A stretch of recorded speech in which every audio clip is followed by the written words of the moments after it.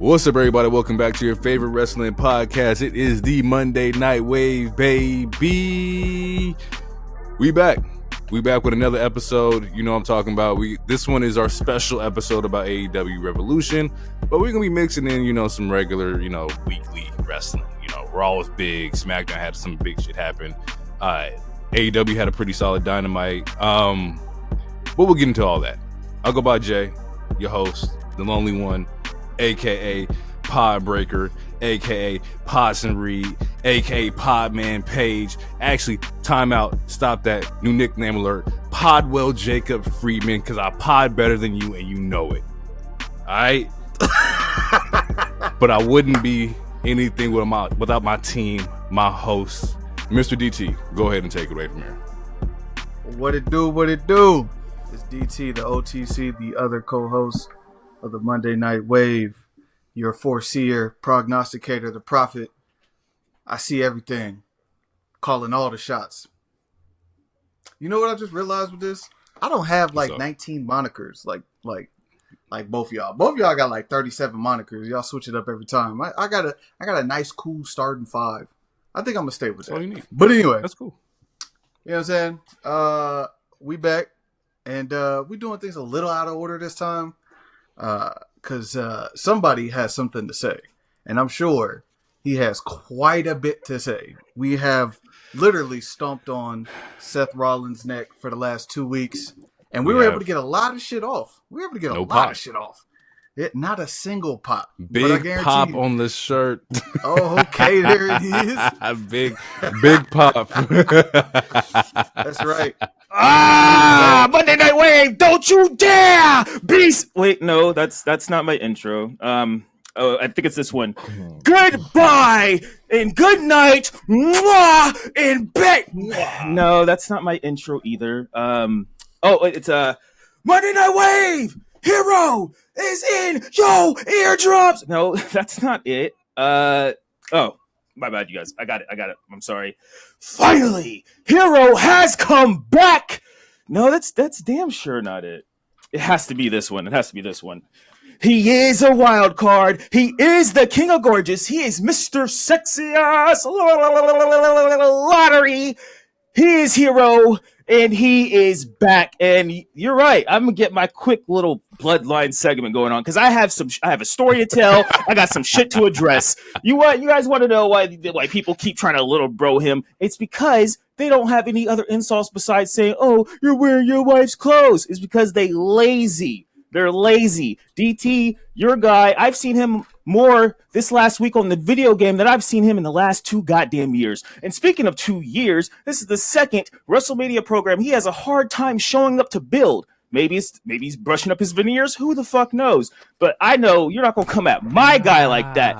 And Jay, your guy, just plain sucks. Matter of fact, we get to talk about a nice little stinker of a main event that he put on, and also he took DT's guys promo bar for bar, probably because he can't get up any good ideas besides from watching movies and TV shows. So again, keep Kobe Lopez out your fucking mouth while I'm not on the show. He's back, ladies and gentlemen. He's back. Hey, you said all of that just to remind everybody that even if Roman shows up 10 times less than Seth Rollins, he is still the face of your company. Yeah. Acknowledge your tribal chief. I will always acknowledge my tribal chief. All right. The vacation was nice. Did a lot of drinking, a lot of dancing. It was a party resort. I wasn't able to watch any graps, but I still stayed tapped in because graps is life where I'm at. Met a cool couple. This dude's name is Jon. He was a Roman Reigns fan also, so I was like, I gotta show you DT and put him on the pod and whatnot. So shout out to Jon and Chelsea. They were newlyweds, and that's what's up. Shout out to them. Yeah, congratulations. Yeah, I have it made me think of a question I have for you, Jay, real quick. Have you and your lady ever walked on the beach, and not like Oregon Coast Beach, like a warm beach? Okay, because I was listening to the Elimination Chamber episode as I was walking the beach, drink in hand, of course. And There's a reason why I call you potable chocolate, because it made my loins tingle. Yeah. Your Christ. your voice on a beach. I highly recommend it to everybody. It was good shit.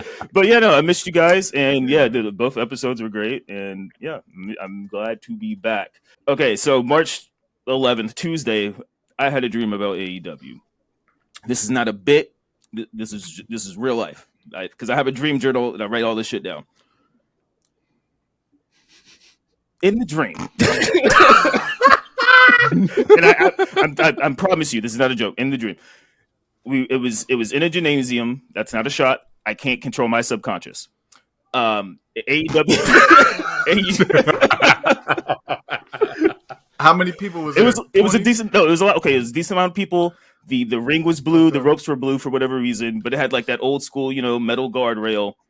And Moxley and his people, the Death Riders, they're out in the ring, and somehow they did they got it signed in a contract that no other wrestler can cut promos. Only they can cut promos. So then, this is a detailed dream. So I have a dream roll. so then, Cope, Willow, FTR, they come out, they brawl, and they scare the Death Riders off a little bit. And Moxley's like 6 feet away from me. He's doing his little huffing, and it's an audio medium. You guys can't see the face I was making, but y'all know that Moxley face when he does his shoulders like this too. But and then Cope is like, yeah, you try to stop us from talking, but you can't stop the pride of AEW. And then he's like, I re-looked at this contract, and it says you are allowed to gather and speak if you label it a conference. So I'm labeling this a conference. And they cut a promo in the fucking ring. And I woke up so upset because even in my subconscious, I could not book this show better. And that's the dream. We can't cut promos, so we got to set up as a conference. Yeah.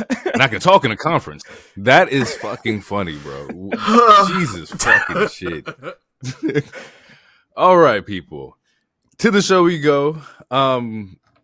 First on the list here, it looks like Tony Khan and Nick Nemeth, a brother of Dolph Ziggler. Or no, Ryan Nemeth. Ryan Nemeth. Who the fuck? Brother Ryan Nemeth. There Ryan Nemeth, brother of Nick Ryan Nemeth. Brother of Nick Nemeth. They're seemingly trying to head to arbitration with their deal or their court case, which was the CM Punk abuse and the AEW abuse, where like they were telling him that or wanting him to cut promos against Punk to kind of like aggravate the situation and his relationship between Punk and whatnot. So it looks like AEW is trying to go to arbitration and kind of like handle that under the table. Like I said, if Ryan can prove whatever happened, excuse me, get paid, my nigga, get paid. In the words of my man, Young Dolph. Is that a pun? From here. That's a nice callback. Yeah. That was good. That was good. From here, we found out that Luchasaurus is backstage at Revolution. Shout out to Luchasaurus for coming back. He was dealing with pneumonia, and that was a really scary time because they were talking about he just collapsed and whatnot. They didn't know what the hell was going on. So happy to hear that Luchasaurus is back on the mend. Did it say he was cleared, or was he about, just like backstage? He was just backstage. We didn't get any clear talk, nothing like that. He had like I did. He had like a super pneumonia, if I'm not mistaken. I don't think it's called super pneumonia, but it was like double pneumonia. Like he had a different variation. So yeah, it is good to see him or hear that he's back. Not physically see him, but yeah, it's good to see him. Yeah. Also backstage is Wardlow. Apparently Wardlow's still dealing with injuries, so that's why he hasn't been used. I think I was reading something from SRS, and he was talking about Wardlow isn't not cleared yet. So we'll see where that goes. That would kind of make sense why we haven't seen him. And last but not least, what you got? Oh, nothing. You want to say? No. I just wish. Well, now that you brought it, no, I was just smacking my lips. But I wish that they would have told us that he had an injury.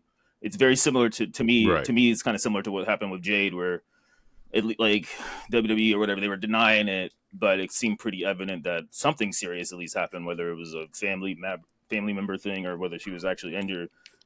Because all I remember with Wardlow is that he just disappeared, and no articles came out, nothing about a knee or nothing.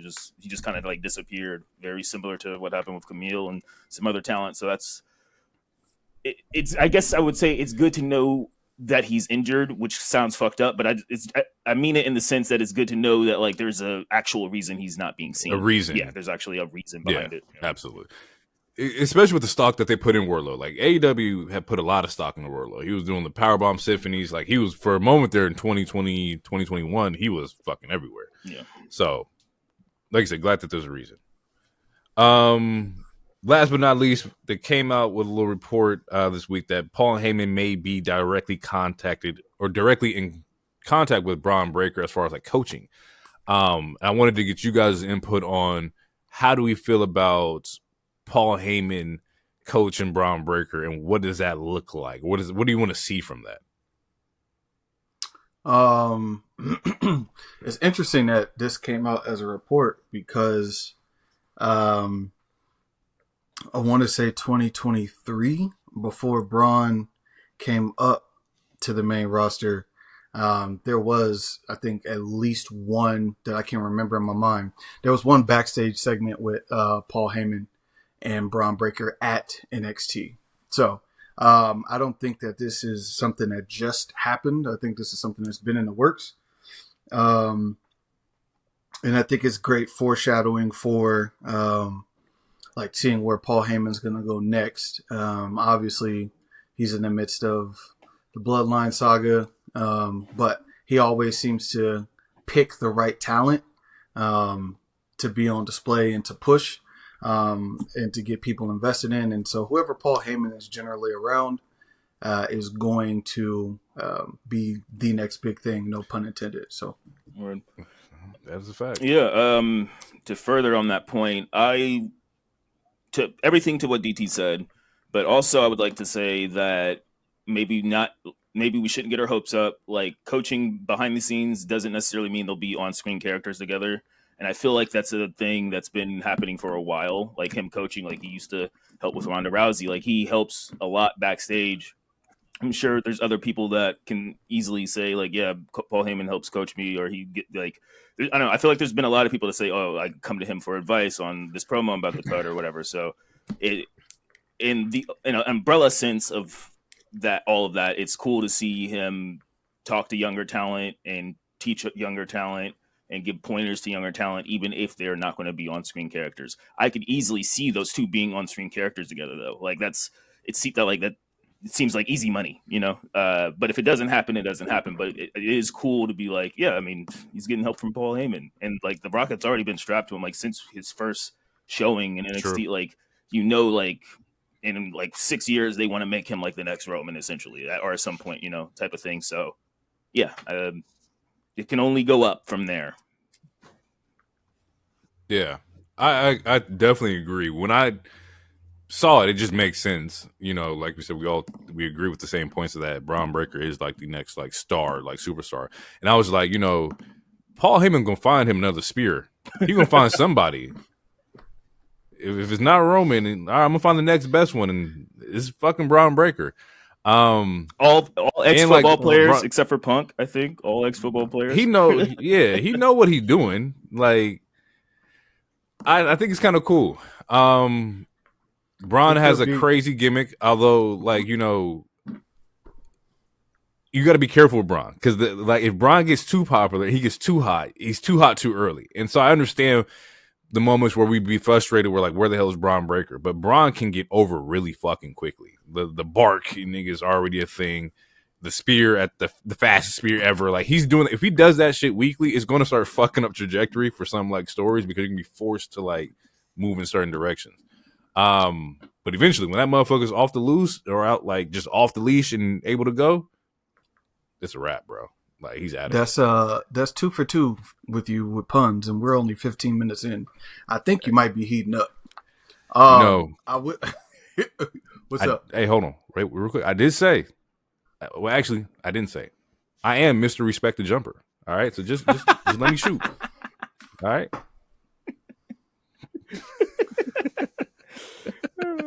Oh my fucking goodness! All right, last point to add to the Braun Breaker thing. He did have an interaction, obviously, with Roman at the Royal Rumble, and Roman took that spear from him. So that could be a story in itself of him being the one to take Roman down eventually, like when it's Roman's time to quote unquote pass the torch. If he don't have another little cousin. What year is it? It's 2025. I'm sure Rikishi just had a baby maybe 5 years ago, so there might be another one on the way. But it's already so many, bro. Like you saw that tree, you saw that PowerPoint. So, Jacob got 12 kids himself. Somebody coming. I mean, yeah, but I think they all girls. They all girls. That was not that they can't. Damn, this boy is on fire. All right. That boy is shooting. That was unintentional. I promise you. It wasn't supposed to. It was respect, yo. With all respect, it was an accident. Okay. Oh fuck. Shit. Before we get into Revolution, we're gonna do a quick little recap of this week. A lot of stuff happened on this Monday Night Raw, and we won't dive too deep into it. I will start off with the one I do not like the most. AJ and Logan. How we feeling about that, man? Because I'm gonna tell you right now, it's a fuck no for me. Do I understand it? Yes, because Logan Paul, you gotta have him on the show. Do I want to see it? Absolutely not. And I definitely don't want to see it with Andrew Schultz. But that's just me personally. That's just me. Yeah, fuck Andrew Schultz. No comment. And did you see the rumors that they're contemplating having a roast after Mania, and they're contemplating bringing in the comedian? I can't remember his name. It's like Tyler. It's the dude who called Puerto Rico a floating thing of trash during one of the damn election things. And it's like, you guys are like, I know you're like this company's super hot, but you guys are also playing it very close to the fucking sun, like with bringing Hogan, bringing in dirtbag Andrew, and then you try and bring this other dirtbag who's clearly racist, and hides behind, oh, I'm just a comedian. Like, I don't know, you guys are playing a little too, I don't know, flying a little too close to the sun, in my opinion, with adding a bunch of people that are cancelable, quote unquote, or just people that, you know, are problematic or deemed, you know, not good people. But problematic to who? That's the question, though. Is that like problematic to who? To us? To those damn libtards. You know, we gotta stay away from the woke. But to go back, Pokemania. To go back to what you're saying, or the prompt of the question, I think look, AJ Styles has a bad. Jeez, AJ Styles has a bad track record at WrestleMania. To keep it a buck, like he only has like one or two good matches. I think Logan has the potential to give him a good match. As far as this program goes, I'm not really interested, and I don't think there's anything they can do to necessarily make me interested in it. But if that's what they're going to give us, you know, I don't know. That'll be the go to the restroom match. And no disrespect to AJ Styles, by the way. No disrespect to AJ Styles. Damn. He literally came out this past week and said he only got the gay community, and said he only got if you guys don't know that, if you don't know, for context, if you don't know the joke, go to YouTube, go to AJ Styles, the gay community, it'll pop up. It was the funniest shit in the world. It was the greatest 2 minutes of audio. Like DT was on the joke like years before he even watched wrestling. That's how funny it was. It's like every time you hear it, bro, you laugh at it like it's the first time. Cause like, what the fuck happened here? He said, AJ, how do you feel about your fans in the gay community? The gay community? With the accent and the twang and everything. It was like he was so not ready for that. He didn't know how to answer that. He didn't know how to hold on to that. He was trying to figure his way out the box. Bro, he was so caught off guard. That shit is so funny. But hey, he is the phenomenal one. But continue. Definitely the phenomenal continue your answer. I'm sorry to I don't even remember what it was. Oh, no. AJ said he was going to be retiring before 50. And I think he's 46, 47. I want to say he's 48. So he said he will for sure. It's one of them. I got it. He said that he will for sure be done before 50. 47. Yeah. So I was right. So he's got 2 years left. He'll probably be out of here about 49. He wants to retire, live his life. You got to remember, he did a lot of wrestling everywhere else. Yeah. So Japan, TNA, and he did a lot of crazy shit during his TNA days. As far as AJ was on ROH too, AJ been everywhere, bro. Yeah. So hopefully he gets one last crack at something before he's out of there. Put somebody over. I'm sure he won't have a problem with it. Okay. Wait, before we transition, because this has to do with the last 2 segments. Okay, so that's another one.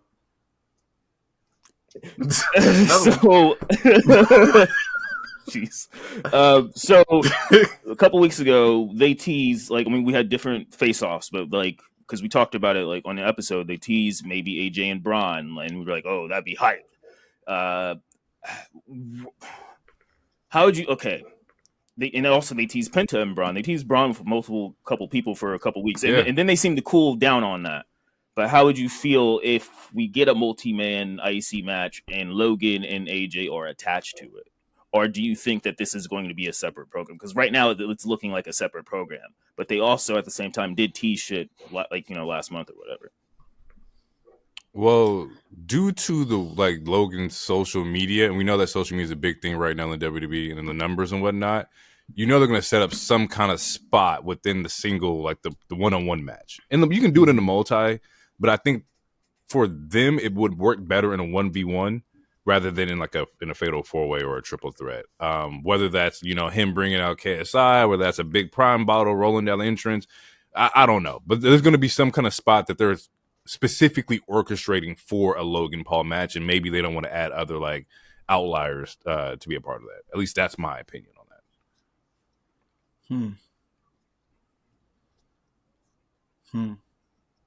Yeah, I'm trying to think of a way you can do a multi-man spot that'll be a social media moment with 3 of them.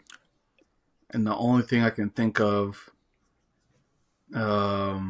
that I think would be relatively cool, and I'm not sure how they would do it, but both AJ and Logan suicide dive outside of the ring at Braun, and Braun spears them both. That's the only thing I could think of that would be safe, relatively safe. But I got one. I don't know how I feel about the match in itself. Okay, it is because also it looks like Finn Balor is going to be attached to this IC2, so who knows if it's going to be a triple threat or multi-man. But as far as that spot, you have someone in the middle. You have Logan getting ready to do the buckshot lariat. You have AJ on the other side doing the phenomenal forearm. The dude in the middle ducks. Thought about that. And then buckshot lariat into a phenomenal forearm. That would be a cool spot. Yeah. I thought about that. I think it would be too close to the Ricochet and Logan spot from Royal Rumble 2022. 2023. Yeah, but I mean, they ran that. They ran that shit back in their own match, and then they ran the Adam Cole kicking Ricochet twice already on the other show. People like to run back spots. And this is what I'm saying. Yeah, it's the what have you done for me lately? We're not really. Yes, the Ricochet Logan spot was fucking amazing, but now it's okay, we're in 2025. Just give me something. It don't got to be as crazy as that, but give me something to fill the void. I was gonna say, speaking of cracks and whatnot, did y'all check out not like that, man. Did y'all check out JD's interview with Van Vliet? Yeah. I've only seen pieces of it. Yeah, I didn't listen to the whole thing, but there is a part of that I kind of want to talk about that goes to one of the matches that we talk about later, but we'll see if we even get there. But yeah, I think he was talking about and described the accident and and how his bones felt like Rice Krispies, and I was like, oh yeah, okay, yeah. That's probably not when you probably get up like, damn, this don't feel full or whole. But just how much of a freak accident, like, that was, and him still being out, him being a great, like, not a great sport, I hate that term, but like just being a true pro and wanting to like finish the match, even though I'm heavily against it because of just health and whatnot. But in his mind, he's like, the audience, paid to see the show. I'm going to finish, the match and whatnot. So like, shout out to JD, like that. It was a crazy spot. He definitely finished the match. A true pro. Definitely check out the interview if you guys haven't. Like, they were talking, for a while, and JD kind of goes through like, his relationship with Finn and how long he's known Finn, wrestling in Ireland and whatnot. Like, definitely check that out. No plug needed or nothing like that. Let's talk about this cage match. Let's talk about it. CM Punk, Seth freaking Rollins, Madison Square Garden. We can't say freaking anymore, apparently. Yeah, I saw that. They took away his freaking. Yeah, they took away everyone's extra shit, which is kind of because Big Bronson Reed was fire, and then Dirty Dom is probably the most fire name ever. So I'm still going to call him Dirty Dom. I don't give a shit. But yeah. Yeah, and Seth freaking Rollins. Freaking fucking Franklin. We'll figure it out. Maybe not freaking fucking Franklin. Yeah, not. Yeah, okay. I mean, not in that order. Freaking Franklin. That man. Hey, he pulled up the A. He pulled up the PH. The PH. You're not on vacation no more. All right. Yeah. Hey, listen. This episode is something else. Suspect. First 30 minutes, we're going crazy. Can't stop, won't stop. Hitty.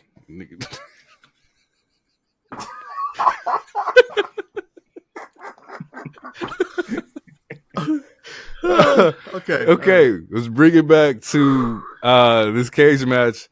How do we feel about it? What's the initial match of the response year, to it? That's how I feel. Match of the year? I know I said that about their Jan 6 match. And I'm going to say that anytime they get in the ring together. Pause. Actually, it's okay. All right. That shit was heat, bro. I was standing up and pacing in my living room.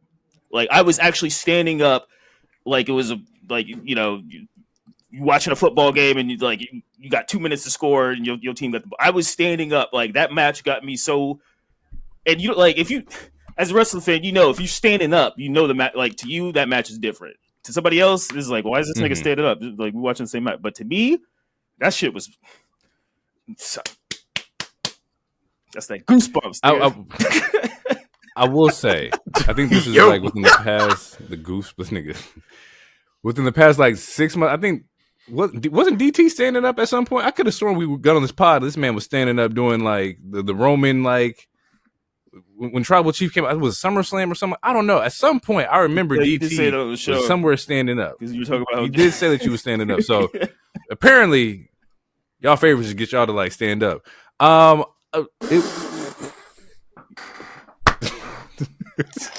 I won't say that it was like match of the year quality for me, but it was very, very like that last half of the match was super hype, super entertaining, bro. Like, I was very well sports entertained.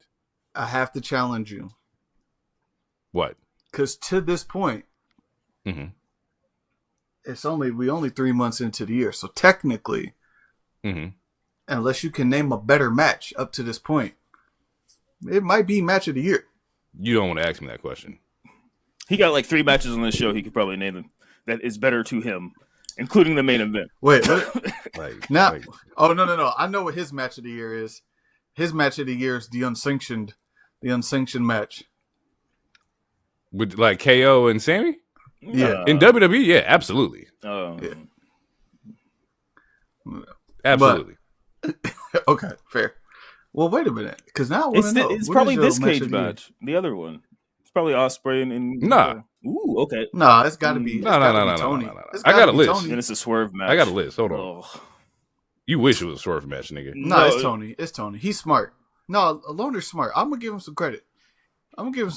It's Tony. Toni Storm. It's got to be Tony. Yeah. I mean, yeah. As far as like this year, Match of the year. It's 2025. We only 3 months. Nigga, what is your favorite match of 2025? That's what he's asking. Damn, he's trying to pull back from last year. like, I don't know if this nigga's like joking or he trolling me right now. Nah, bro, my match of the year is Kenny and Gabe Kidd, top of the year in January. I ain't seen nothing better than that. But y'all don't watch New Japan, so don't get on me. All right, I told you what my favorite match was of WWE, and y'all niggas looked at me like, well, what's better? Don't ask me, nigga. Just go watch the shit for yourself, and then you can come talk to me. Honestly, I'm offended. Gabe Kidd? You didn't watch the match. Bruh. If you watched the goddamn match, you would know. And that's on. I mean, YouTube. No. You ain't got to. I get. Y'all got the sauce now. Wait, what? You can go. Okay. I ain't trying to throw everything out there on the net. I heard, y'all got the play now. All right. I heard you got the soft now, and I'm like, what the fuck does that mean? Hey, what they do to you on vacation? It's what he did to himself. That's what happens. That man got. What kind of lotion you put on? Mostly cocoa was butter. it like but you know. And Johnson it from the store? Oil? Yeah, it better not have been mixed with nothing. No, that's where the freak off happens. No. Nigga. Like, we gotta relax. No, but I did ride a mechanical bull. That shit was dope. Okay, no, wait, time out. Pause. Elaborate on this. You went on vacation and got on a mechanical bull? Yeah, it was free. And I always wanted to ride a mechanical bull. I don't. And I got sixth place because I only lasted like 21, 22 seconds. I mean, it wasn't for a prize or anything, but yeah. Was there a leaderboard? No, we were keeping track on our own as a crowd. Got it. Oh, and I also did like an obstacle course. I won money on that one though, but it was like it was resort money, so it was essentially like getting Disney dollars. Fair. It wasn't like real money. Usher bucks. You was getting the Usher bucks? Yeah, they were Usher bucks essentially. In fact, I got it in my wallet. But yeah, wait, what did we talk about? Okay, this cage match. The cage match. How we felt about it, nigga. So I really liked it. Obviously, besides Seth bias, to me, it felt like a real fight. Like it felt like a fight. Like you can tell. Yeah. Like they don't like There's each other. There's some chemistry here. I mean, the chemistry is amazing. The chemistry was amazing on Jan 6. I mean, damn, I hate saying it. Netflix debut, or was that the week after the Netflix? Their first match on Netflix. No, it was they had chemistry. The EC match, or when they had the spots during Elimination Chamber, they have chemistry. This match, it felt like a fight. It's like the story and. The psychology and the story within the match where, one opens the door is like, all right, take your ass out. You want to get this the easy way. And then it's like, nah, I don't want to win this the easy way. I want to beat your ass. And they keep beating each other's ass. We got some good false finishes, some GTS, some stomps. The Seth does an STF, which is a callback to the Chamber. Fucking Punk does the Anaconda Vice. They both do the door thing. We get a suplex. It looks like it's on top of the cage, but that's an illusion. It was really top rope, but the way that it looked like it was from on top of the cage. If you, based on the way that they filmed it, cool drone shots while they were fighting on top of the cage before that said spot. What else am I missing? And then obviously the big pop at the end. OTC gets his receipts, and then you get to see the story. Afterwards too, where he sees fucking Heyman damn near giving Punk CPR, and he's like, "The fuck are you doing this thing?" And he beats his ass too. So like, I don't know. Yeah, for me, beginning to end, it was a pay-per-view quality match. Like that could have been the main event of a pay-per-view, but they gave it to us on a Monday Night Raw, so maybe like if you want to break it down for TV show matches and not pay-per-view matches, I think that's probably the best TV show match that has definitely happened within this couple months. Okay, I like that. Do we think Punk is before we get to DT and like his take on it? Cause I know he got some shit to say. Is Punk invincible? I done seen this man kick out of so many goddamn finishers and spots. Like he might be more shielded than Jacob Fatu. I knew he was gonna say that. He is, nigga. I mean, fuck. Yo, because when y'all was on the pod, because I didn't get to watch EC until I got back. And when you guys were talking, because I was on the beach listening to you, and then when you were like, "Oh, he kicked out of the stomp and whatever else," I'm like, "Are you fucking serious?" I could not. I was so. I texted. I texted both of you individually. I think about how pissed I was. I was like, "How he kicked out of a stomp and what the fuck?" Jay, you have a point. Like he's protected as fuck. Like he's kicking out. Like granted, in this particular match, they both kicked out of each other's finishers and their own finishers, and it played to that story. But as an overall, if we're talking about all his matches, like the Drew stuff till now, he's protected as fuck. I'm like, this nigga is immortal. Like it don't matter what your finisher is. It don't matter. 3 crossroads, he's kicking out. 3 spears, Superman punch, he gonna kick out of that shit. Nah, 3 spears. He will take a pile driver from Kevin Owens and kick out. I mean, on the other show, he for sure would kick out of a power driver. But yeah, I'm talking about this show. Yeah, as far as this show goes, I was seconds away from buying Seth a gun. I was gonna ship it straight to the. I am sick of Phil. But the right man won for good reasons, because tribal chief business. Okay. All right, our resident OTC liaison. All right. We got the United Nations, and they got the liaison DT representing the island of relevancy. Mm-hmm. Do they got free healthcare in the island relevancy? Like, how they government right now? I don't know. Once I get some, I'm in a probationary period. Gotcha. If you're not down since day one, then you gotta build up some time. So I'm still building up some time. I got you. Okay. Respect. Just let me know. I'm trying to convert this USD into yeet money. Hey, as long as they don't put me on trial, I'll be all right. That's where it gets shaky. For sure. Yeah. The match was fire. I don't like. I mean, Hero said anything that anyone could say about the match, so the match was fire. I liked Roman and music not coming or not going when he came out. That was fire. Because you could just hear the anticipation and the buildup of the crowd, and it's not enough. It's not enough. It's not enough. There's still a stair. I mean, there's still a stomp on the stairs that needs to happen. It's not enough. Kendrick said it best. It's not enough. Yeah, I mean, he got a semi lick back. Nah, he didn't get it all the way back. He did not get it all the way back. He got it all the way back. Seth gave him 2 stomps. Seth got a Superman punch, a spear, and a stomp. Did he get a spear on the steps? No, but whose fault is that? Roman, he was talking too much. He was like, "Just call my man a hoe," and all this other shit. And you took too long. That's why security came out.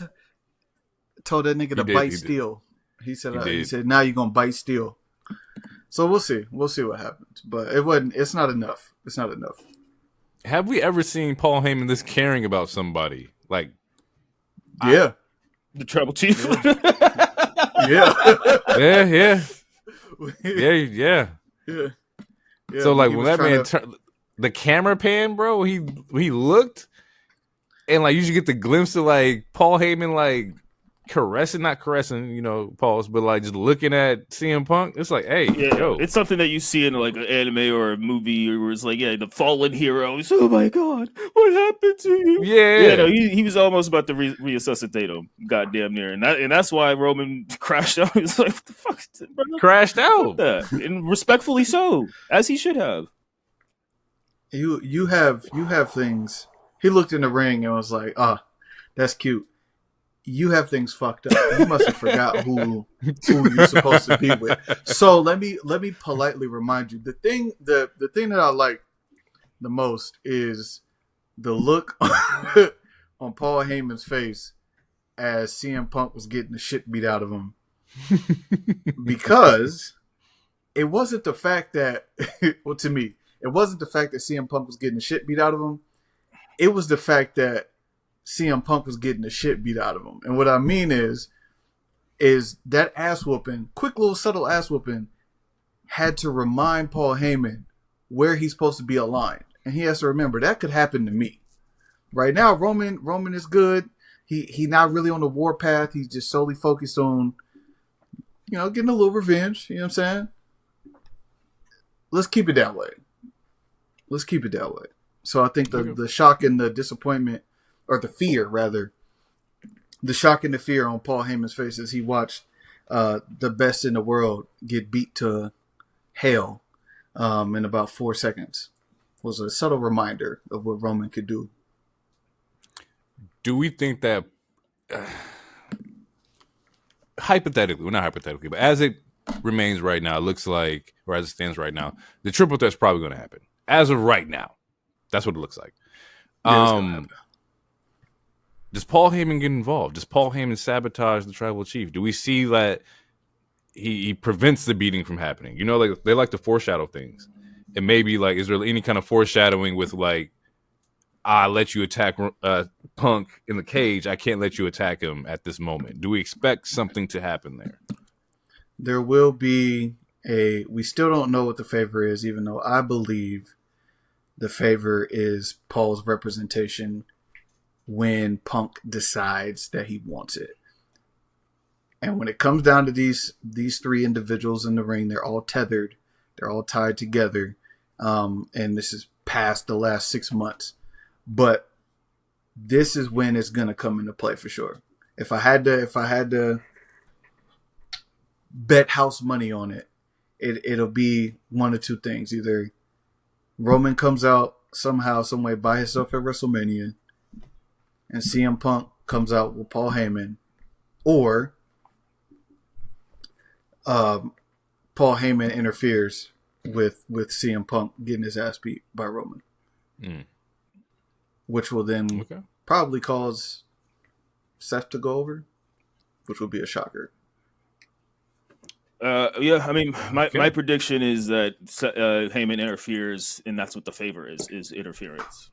In the chat, I said, like, maybe because it's a triple threat, there are no technical rules, but that doesn't mean there needs to be weapons. We've seen triple threats without weapons. Maybe that's when my quote unquote prediction was like CM Punk asked Heyman to hand me the chair. I'm gonna smash your Chief's head in, or some shit like that, and that's what the favor is. Either way, I think the favor is having him win this match. Whatever that favor is, I think it's going to give him the W. All right. Yeah, we're gonna see. I think they said next week on SmackDown, Roman's supposed to show up. So we'll see what happens there. So if Roman's showing up, Punk's showing up, I wouldn't be surprised if the Revolutionary is not far behind. He's gonna be there. Yeah, he will be there. The moment CM Punk goes to open his mouth, burn it down is going to happen immediately. Speaking of SmackDown, real quick, how we feel about Big Jim going after the U.S. tag titles? I think it makes sense in the long run. I don't think he'll take it off at LA Knight. No, I'm just fucking with him because he's like, oh, I'm going for these U.S. tag titles. Shit. Yeah, I mean, this is first single. Live TV, this is first single run. You got to get used to saying title and not titles. This is gotta. It reminded me of your goddamn Jey Uso rant. I used to be a tag team guy. It's like he's still a tag team guy in his head. So, bro, when you've been doing something for 15 years, bro, I'm just a tag team guy, man. Listen, they said I couldn't do it. But at WrestleMania, I'm a yee, yeah. 4 words, 1 letter. Yee. I can't wait to find out what day this match is on, so I can make sure I'm not watching it. I love Jey Uso. I love the Usos. You're not. It's just the promo No. On that day, bro. No. It's not happening. Christ. It's not happening. Oh, sorry. Fuck, that's fucking funny. Do we think that historical moment? I'm a yeet, bro. What you talking about? I put my yeet shirt on. I'm a yeet with you, bro. What you mean, bro? I better ruin a historical moment. It's fucking hilarious. Fuck. Okay. Do we think that like the U.S. title picture would look better with Big Jim getting the title? Like, is that his path? Like, or are we going to constantly compare it to Jay's like lane? At this current moment, no. At this current moment, and I like Jimmy more than I like Jay, but at this current moment, no. He keep taking pins from Drew. I need Drew to beat somebody else's ass. Which, by the way, he finally did what we talked about last week. Like, he needed to reestablish the importance of him and Damian Priest, and he did. He gave the full long history pat last year, which is great. But aside from that, at this very moment, I can't see Jay winning the U.S. title. I actually think it would be kind of flat. He has to build his credibility with the fan base beyond the fact that they just want to see him do good because he's Jay's brother. And that's where I feel like he's at this moment. Yeah. It's weird because it's like you are in your brother's shadow, if that makes any sense. Like, it's like because Jay is so fucking big, it's like we just not really like invested in what Big Jim is doing, which is unfortunate because Big Jim is the better wrestler out of the duo. And I am invested. I am. And we've kind of briefly talked about this. I don't know if DT was on the show or not. And I think the reason for that is because Jay had like a whole year ahead of time doing his single run while Jimmy was still taking pins for Roman and injured, but he was still, I mean, before the bloodline, before the OG bloodline broke up after the title loss and whatnot, he was still being the pin guy. So like now this is like his first established like being a singles guy. I think that title is his path. I just don't think it's going to come off LA Knight, and I don't think it's going to be at Mania. I feel like maybe SummerSlam if that, or maybe in next Rumble or something. But I think that is his path, is him getting a singles title as well. He just doesn't have the same traction because he was too busy building up other stories. Now he has the chance to build up his own story and get his own connection with the crowd, which he does already have a connection, but like actually try to grow it and whatnot. He didn't have the trampoline. Like and what I mean trampoline is that when Bloodline first started, bro, it was like that shit was hot. Like the main event, Jay and him fighting Roman twice and whatnot, like that was a huge trampoline for Jay, right? And then just becoming the right-hand man and him doing all of Roman's bidding. Like there was a lot of TV time for Jay, and you were invested in the stories that they were trying to tell. So it's not that it's his fault per se. It's just that Jay had a lob. He had a head start. He had the perfect lob to two head starts, technically 2 head starts. Yeah, for sure. I do think Jim will get the U.S. belt at some point. Like you said, maybe a SummerSlam, maybe a Survivor Series or something like that later down the year. Maybe not even this year. But the last time we said that, we was wrong, and Uso is definitely in the title picture. So we'll see. Yeah. The same show. Speaking of just momentum lacking a little bit for me, even though it was all throughout the SmackDown. How we feeling about Charlotte and Tiffy? Are y'all? This match is. I thought you were gonna say something about Solo. The match should be fine, but the build is atrocious, and I don't care. And I really hope Tiffany wins. That's part of the reason why you don't care, is because you have already submitted to the fact that Charlotte is going to win, like most people. I don't fully know. I was surprised when Rhea beat her at Mania. But them giving her the immediate Rumble win, which you could argue they had to or whatever, I don't know. The track record for Charlotte speaks volumes. So that's where I'm coming from, Pat. Like just history from it. If Tiffany wins, that's great. I would rather her win. But as far as the build goes, like if you can compare this to all the other main storylines with the 2 triple threats and the Cody Cena shit, and all the men's SmackDown tag team stories, like this is bottom of the barrel. It's like I don't care. Now, can I ask a difficult question? Uh-huh. Is the build bad, or are we just not getting the correct story being told? And I say that because last year we had the same problem where Bayley's run wasn't as it didn't feel as important. She had a great match at Mania with Io and whatnot, but the build to get there, it was kind of like forgotten. We did the whole I would disagree with that. Because we had the whole damage control per trainer, like that was actually a good story, and that she was like on TV weekly. She was getting her ass whooped, but like Charlotte has been sunning the shit out of Tiffany until literally this last episode, and then even that moonsault didn't even fucking connect on her. It was it's just irritating. Yeah, the moonsault. It was. I respect what she did because it was a dope fucking moonsault, but Charlotte was nowhere near. No, and that's the second time that spot happened with those two, and Charlotte is not technically being touched. There's 2 different videos. I'm like, what the fuck? She's coming back from a knee injury, right? So it's like I'm not taking that bump, but it's also get her to it. If I'm not taking the bump, why am I doing the bump? Like, well, it's like both times the same thing with the Nia and Trish Stratus shit. It's like, just don't do the bump. Right. Well, but in this case, though, both times she's surrounded by security guards. All you got to do is just be in the middle of those security guards. That's it. And until one of them security guards stumble into you the wrong way, and it's like land on her knee, and then she's out again, and then it blows up the whole quote unquote build and takes away the match. And then you got to do a fucking round robin tournament like other promotions. All right. Well, then I'm with Jay. Don't do the spot because 2 moonsaults that look like that. I don't know. That's bad. To me, that's just bad.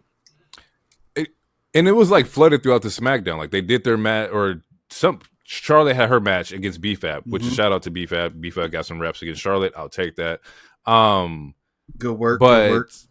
Definitely good work. But it was they didn't stop fighting throughout this entire show, and it's still like there's just no I don't care. I don't even have an idea of who's going to win it. It's just I don't know what the fuck is the issue for me to connect to this story.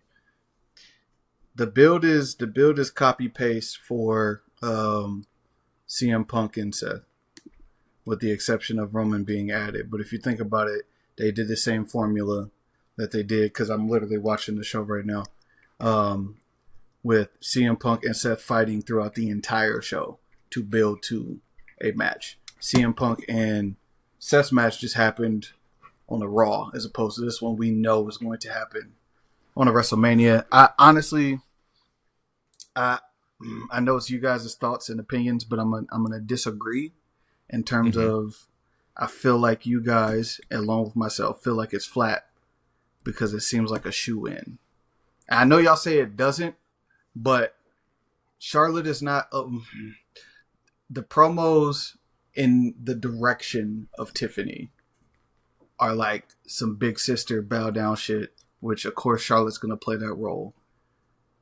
I think you take into account that literally, Hero said it, but the person who cashes in doesn't have the title reign that long. And then obviously Charlotte coming back at 27 and winning the Rumble and immediately punching her ticket. Like it just feels, at the moment, it feels like it's written in, it's a shoe-in, she's going to get the belt. So.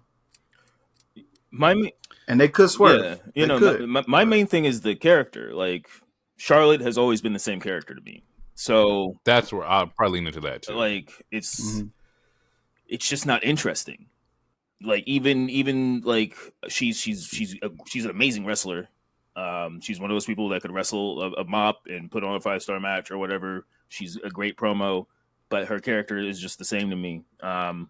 And they did try to do it different. Like they tried to bring her back as a face, and on that first episode, they booed her off the building. So they had to pivot, and now she's a heel again, which is that's her best role. But also, it's been the same. She's been the same kind of heel the whole time, or this whole time.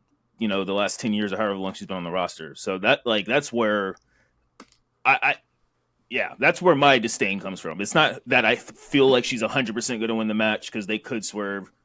it's the fact that the character is not interesting to me. For me, like, and Charlotte has never really been that much interest. Like the last couple years, she hasn't. I don't know. To me, it's the same. It's I don't know. I never thought about that. I never looked at it like Charlotte's gimmick changing within the years, and it hasn't. It's always been this. I'm better than you. Her. I'm Flair's daughter. Yeah, I'm Flair. Yeah. Woo. It's yeah. I don't know. And not even saying like you got to change that in like particular, but just more so like there's never been like, oh, Charlotte's leading the faction, right? Or like Charlotte's like the leader of Damage Control or some shit like that, or Charlotte's like doing something that's not in this bag of, you know, I'm the Flair, I'm going for the gold. And granted, you know, that could be what her character is, that all she cares about is titles. But it's like we've seen it before. You know, we saw you do Ronda, Becky, you know, Sasha, Rhea, like all of Sasha. Like we've seen this version of you several times. And I was going through the list of like the last four finalists, right? So we got Roxanne, Liv, Io, and Bianca in the Rumble, and it's like any one of those would have been a little bit more interesting than seeing Charlotte right now. I feel like that's a fair assumption for me, per se, that like you do. It was Io and Tiffy. It's like, okay, we got some shit about to cook here. Moonsaults after moonsaults about to go fucking crazy. But I just don't see the interest with Charlotte. And I think you hit it on the head with, you know, it's just the character. Like, you've always been the same. Yeah, I feel like it's the opposite of what happened with John Cena at that point, where people's like, Cena, we know Cena's gonna, or it's the same shit that Roman went through too during his early years. It's like you're forcing, like, but it's like True. It's not like Charlotte's not being forced down our throats, but it's the fact that based off her character, we kind of know what's going to happen. We kind of know what she's going to say, how she's going to do it, and she will more than likely win. Eventually, she's going to lose it. That's why she has so many fucking title reigns already. She's going to lose it. It's just like you come in here, you instantly get a title shot. You'll beat our favorite, then you'll have it for a couple months. And then you'll lose to someone random, and then it's just rinse and repeat every single fucking time. Yeah. Main event, we saw that Profits. Wait, real quick. Champions the Jade interview. Yeah, I didn't like it. Oh yeah, my bad. Yeah, go for it. Didn't like it. With like Liv and Raquel coming out and be like, you know, no, the Liv part was great. I didn't like the explanation. I don't understand it.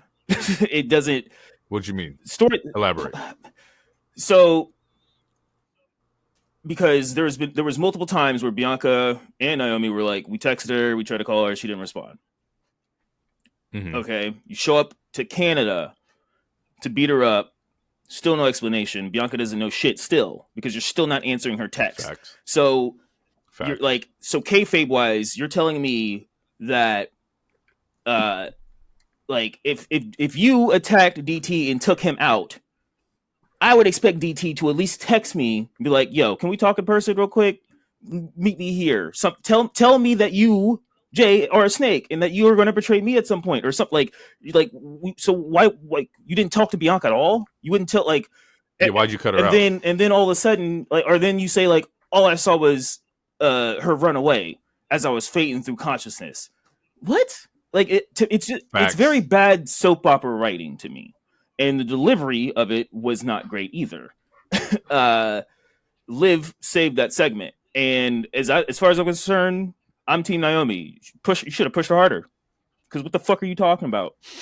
What do you mean you didn't? If I'm Bianca, I'd be even more pissed. So it's like you knew this whole time. You sitting here taking pictures with your baseball husband and random beaches and shit. You couldn't text me, you couldn't FaceTime me and tell me that homegirl fucked you over. I gotta see you beat her ass while I'm in a chamber, and then wait a whole nother week and still don't get an explanation, and then wait another week after that to see you do a sit down in an empty ass arena. Yeah, because she still ain't talked to Bianca yet. No, has she? Like no, they had that little face there during the really good ass segment last week, and that was it. It's like, what are we doing here? Yeah, that's also kind of crazy. Is that like without talking directly to Jade, Bianca let Jade go in there and kill Naomi, right? Because Naomi said, "Oh, I did it." I get it, right? She admitted it. She also called Bianca, a bitch in that promo. But it's like you still don't know if that was a fact. Like, especially after this interview, where it's like, "Oh, I just saw her run away." It's like, do we even know that was the case? Yeah, like who was? Someone could have been wearing her shoes, we don't know. Put on her coat, or some bullshit. She could have been chasing after somebody. I got beat up, and as my eyes were fading to black, I saw her run away. Okay, what is that? That has nothing to do with you not talking to Bianca, though. Like, it's such an easy plot hole that makes no sense to me. If I DT, do you have any? Yeah, no thoughts. Okay. As I said last week, respect the jumper. That's it. Just respect it. I may not like it. It may not be for me, but I mean, it goes in. I'm going to let it play out, but I did not like that segment. I expected a little better. And you could tell why they and this is no shade, but you can tell why they did it pre-taped, because I don't think she's ready to say all that shit in front of a live crowd. Because even in that pre-recording, it didn't come off convincing. It looked like she was almost trying to not smile the entire fucking time. I didn't want to ask this question. I didn't want to do it, but she should have went to NXT. NXT. There you go. Yep. Her, Ronda. I don't give a damn about your star power. Some niggas got to go. It is what it is, bruh. Yep. And I'm not trying to be love Jade, support black women, but god damn it, this segment did not make any fucking sense to me.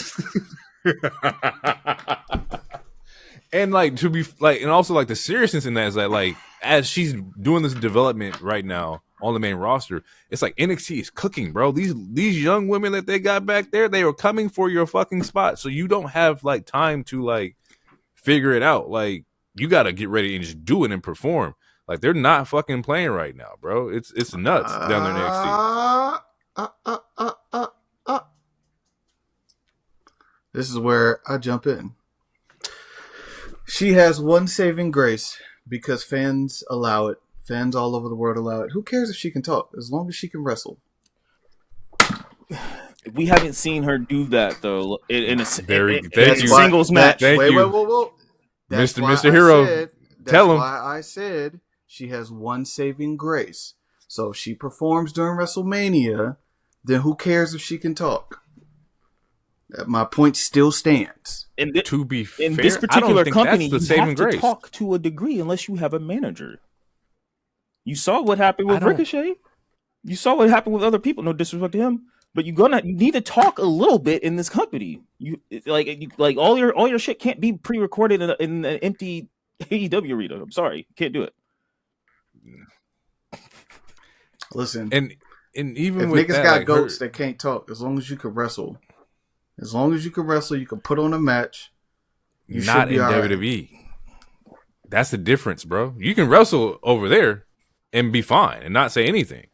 But over here, you are sports entertained. You got to get out there and talk to this crowd and be convincing. Unless they treat her like Ronda, like that's the only other like recent example I can think of was pushed through the moon with the fucking 3 rockets and had multiple championships. But that's also Ronda fucking Rousey.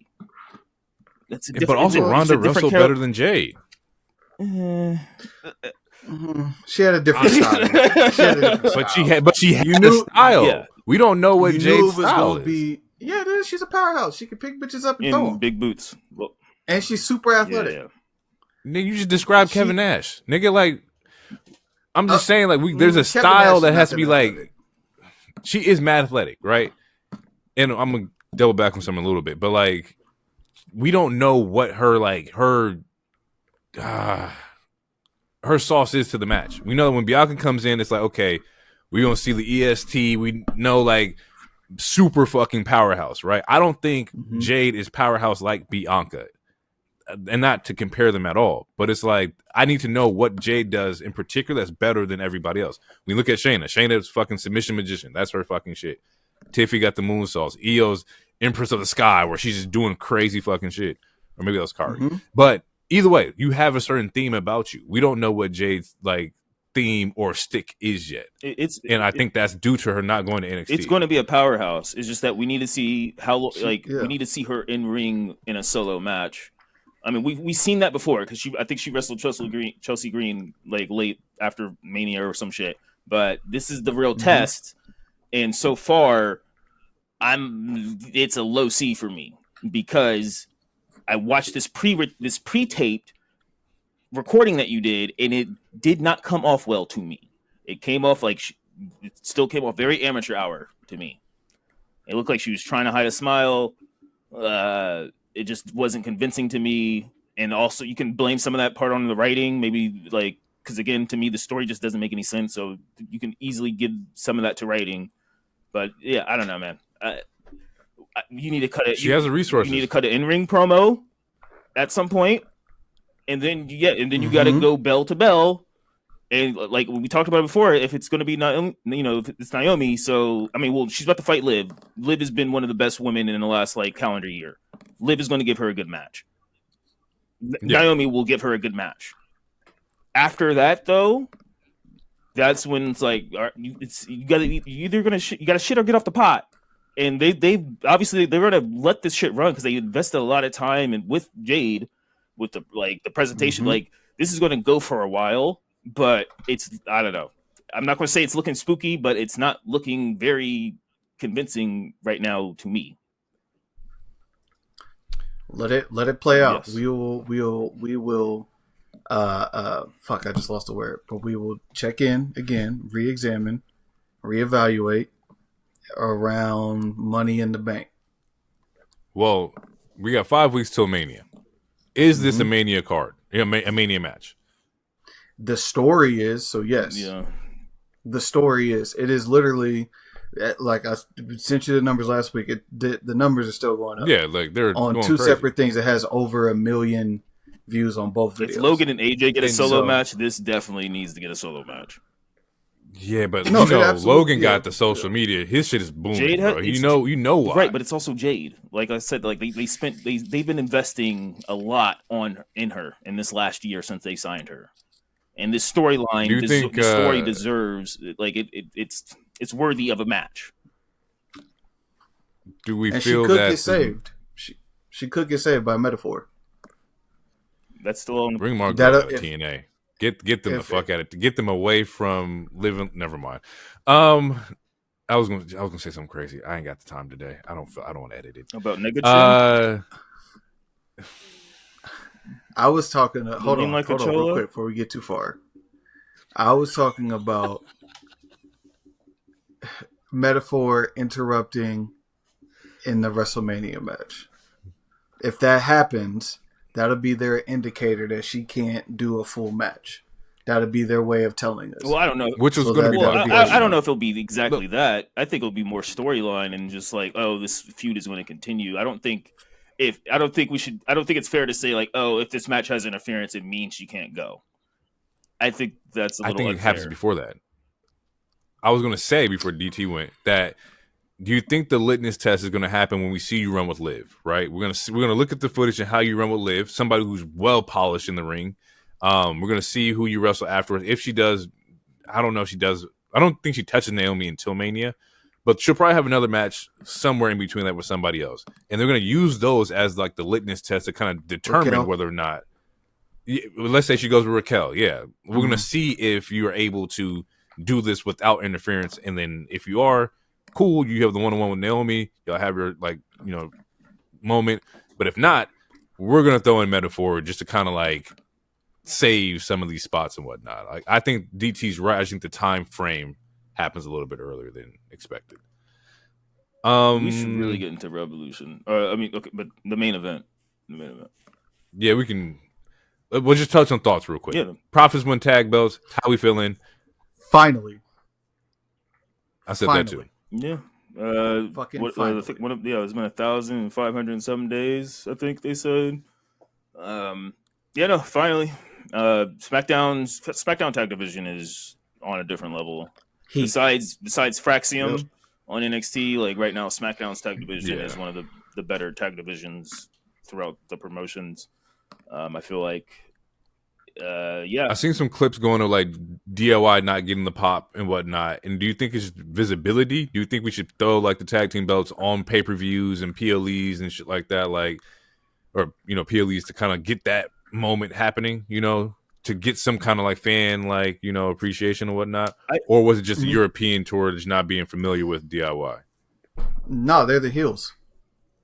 They were if you think about the way they've been scheming the past 8 weeks with the belt, like they've been fucking everybody over that is a tag team. Like they beat they jumped, or either they jumped Apollo Crews or he got jumped because of them. They got Pretty Deadly into a match where they got beat up. Los Garza, they got fucked over because of them. So like I don't think we know they can wrestle, they can both talk, they're great. I think they didn't get a pop because they're literally like the bad tag team. Okay. Yeah. Like that, I don't think it has anything to do with them personally, because when they were faces or tween tag team, they were getting pops when they were going against Motor City Machine Guns. And people love Johnny Wrestling. People really do love Johnny Wrestling. So yeah, I'm agree with you. I think it was they were just fucking people over. Yeah. And honestly, and I'm going to say this, I don't know. I don't think Profits keep it long. I feel like they're going to play hot potato with this tag title. I wouldn't be surprised if they lose it before Mania and then get it back at Mania or some bullshit. But I highly think that this division is going to probably play potato for like a hot second. I'm fine with that. There's a lot of tags in the division that are really solid and deserve like shots to see how it carries and how it responds or how it responds on TV. But in that same vein or that same thought, Motor City, Profits, Mania, are we booking it? No. I want those two with DIY, with Pretty Deadly, with Los Garza. I want all 5 teams and throw a ladder and a table and a chair in that bitch. Yeah, we talked about that last week. I think the way you get to that, because Pretty Deadly's the number 1 contender. The way you get to that, they're going the Street Profits, Pretty Deadly. They might drop the belt by interference or some bullshit from DIY or Los Garza, but probably DIY for getting a get back. And then that sparks another run of these tag teams feuding, because you got like Hero said it already, and we've talked about it. Like there's too many good tag teams right now. Everyone has a case for why they should have the belt, or why they have compelling characters, or why they can wrestle, or why they're getting responses from the crowd. And the only way to do that is like you have them fucking go for it. Have them fucking go for it. So yeah, no, I would, in the interest of telling a story, I would have Pretty Deadly win it. It's fucked up. Pretty Deadly win it next week based on interference, which would pull along DIY and those other ones. And then you still got Legado del Fantasma, like, yo, what the fuck? Like, just because it's hopping around don't mean we don't get ours in, and you still carry the brawl that happened like 3 weeks ago. Man, that I said I would hate that. If Profits lost it next week, I could only imagine the Triple K tweets. Oh man, no, honestly, nigga, like you don't know what you about to do. Man, I'm not mad at it. Actually, I'm pro what DT said. I just can't wait to see the tweets. Oh, see, he's anti-black. They only gave it to him for 7 days. Triple K. But here's the thing though. Here's the thing. They can say that shit literally happened with DIY and Bloodline 2.0 because it happened this past June.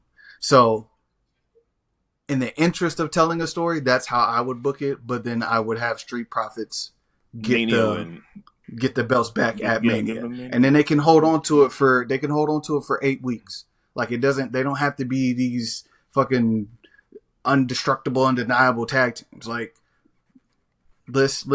you have 4 or 5 great tag teams. You have let's see. I want to see them all at Mania. There's going to be so many spots that can happen. Like I want to see them all. To me, that's how you get there. All right, I see it. It's fucked up, but no, that's okay. Look at him. You don't like black talent. This is about to be nuts. And then when they win at Mania, that should be dope. Because the last time they was in Mania, they had a match, but it was with the Final Testament and Bobby Lashley, and it was a Philadelphia street match. The Eagles showed up, and you don't. Ugh. I forgot all right. He was in the ring. It was next segment. It was Jason Kelsey. That's yeah. I forgot all And about fucking that. Lane Johnson. And What yeah, the Lane fuck? Johnson. They got the offensive lineman off there. That's Kelsey. crazy. Yeah, just go. Let's get into it. Revolution real quick. Real quick, this is a fucking 5-hour LA. show. It was I a mean, 5-hour show, but if you we're count gonna make this real pre-shows, smooth. 13 card match. We did. Okay, wait, real quick, can I say something? And it's about this show.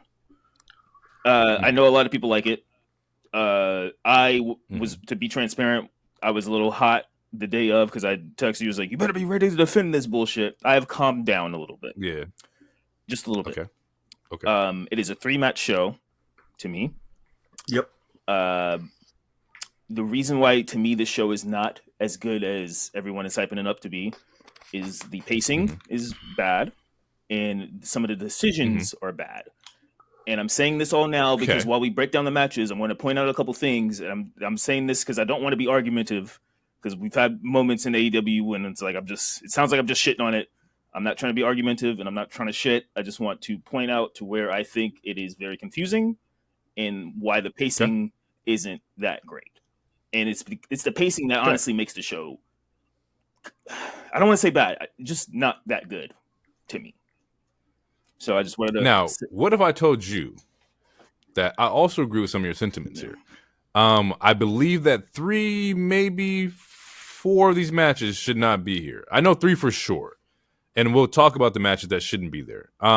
Because it does kind of fuck up the pacing where they lie.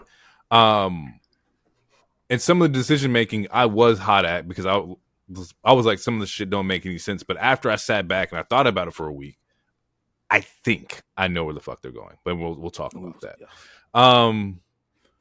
But first things first, the show kicks off MJF versus Hangman.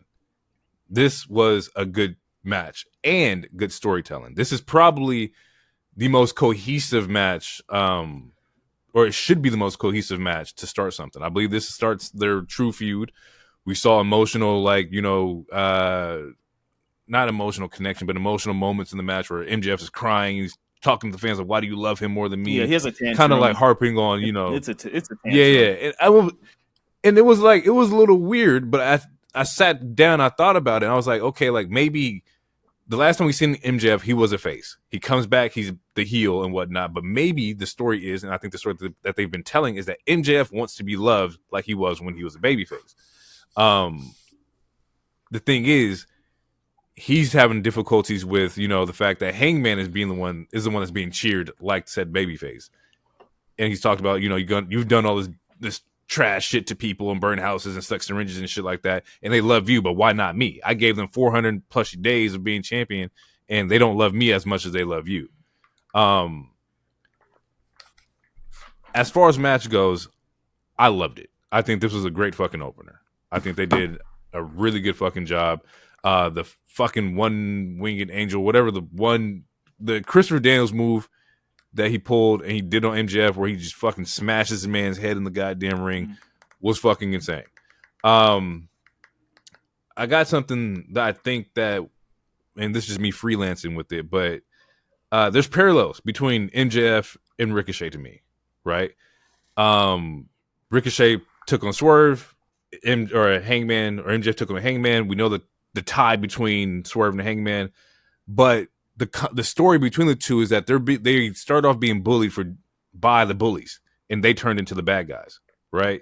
So it's like we already talked about Hangman being a bully, Swerve over here throwing toilet paper on Ricochet in the middle of the ring, making an embarrassing moment, a mockery or whatnot. Him being the bully, and just how you're kind of spinning the same coin of Swerve and Hangman being the same kind of individual, thus once again tying the fate that, Swerve and Hangman are like we talked about it last week or the week before. Like soul tied, like enemies or soulmates. Wrestling soulmates. Wrestling soulmates. I mean, this is, I talked about it in the chat, but this is going to lead to them tagging together for like a hot second. We're going to get, you think so? Yeah. And I'll walk into traffic after that. But assuming I survive, I will still be upset. Okay. So I think it was a good opener. I do not like the last. I don't like the last like 2 minutes. Because because we get a power driver on a chair on the outside. Hangman gets in on the count of 8 or the count of 9.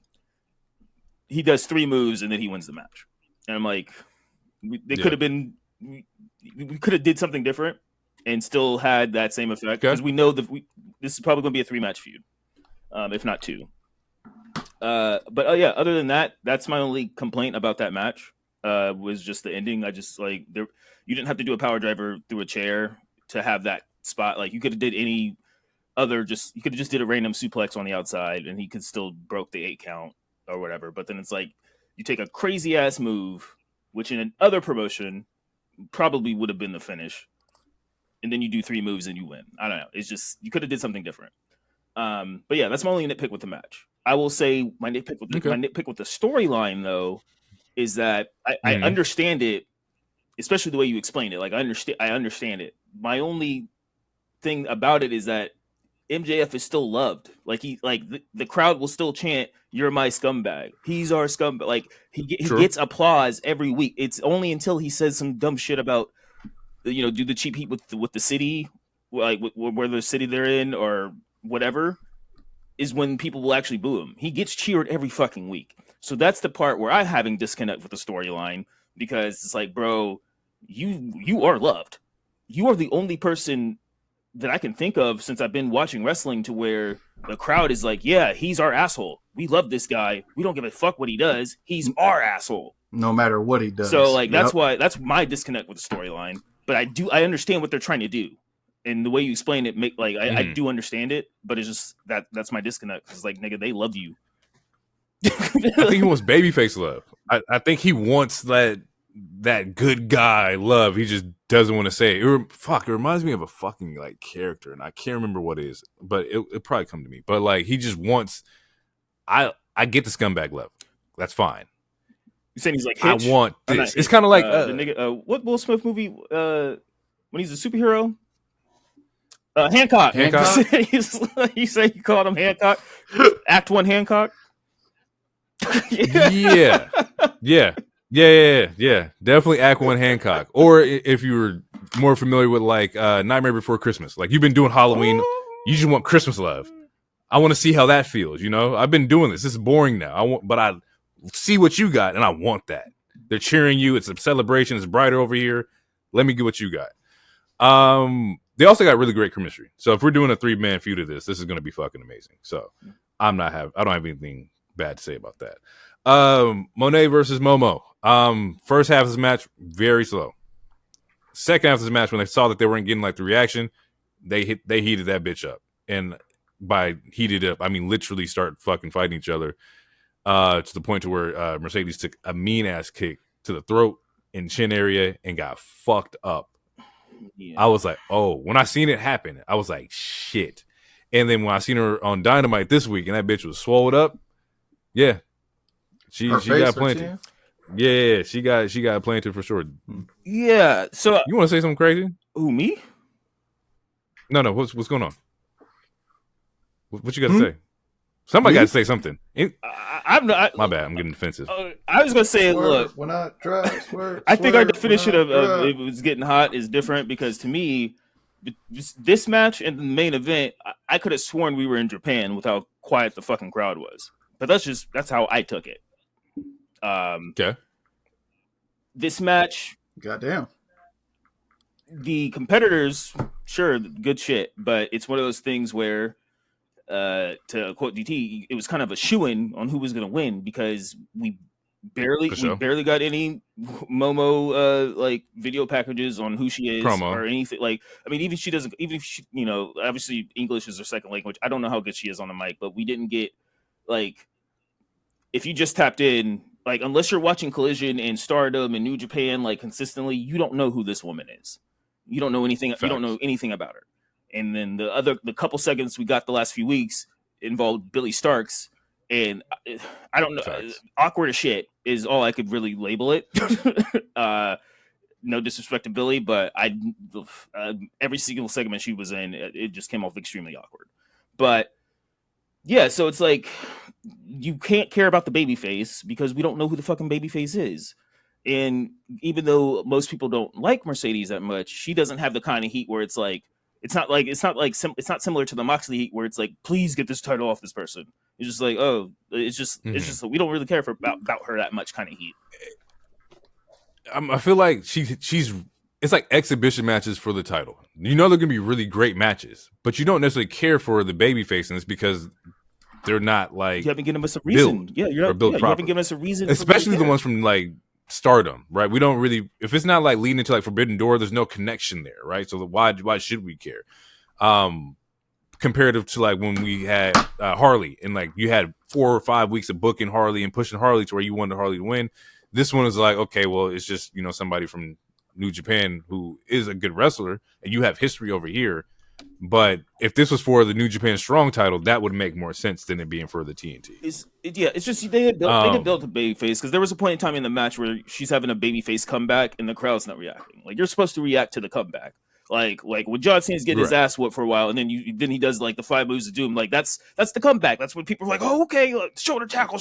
Like there was like the crowd wasn't reacting to Momo, and like that's like it's just.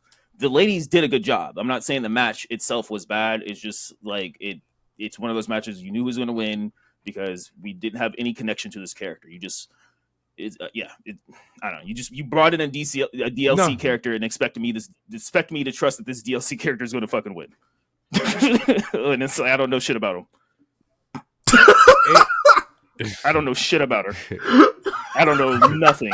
I don't know what part of Japan she's from. I don't know shit.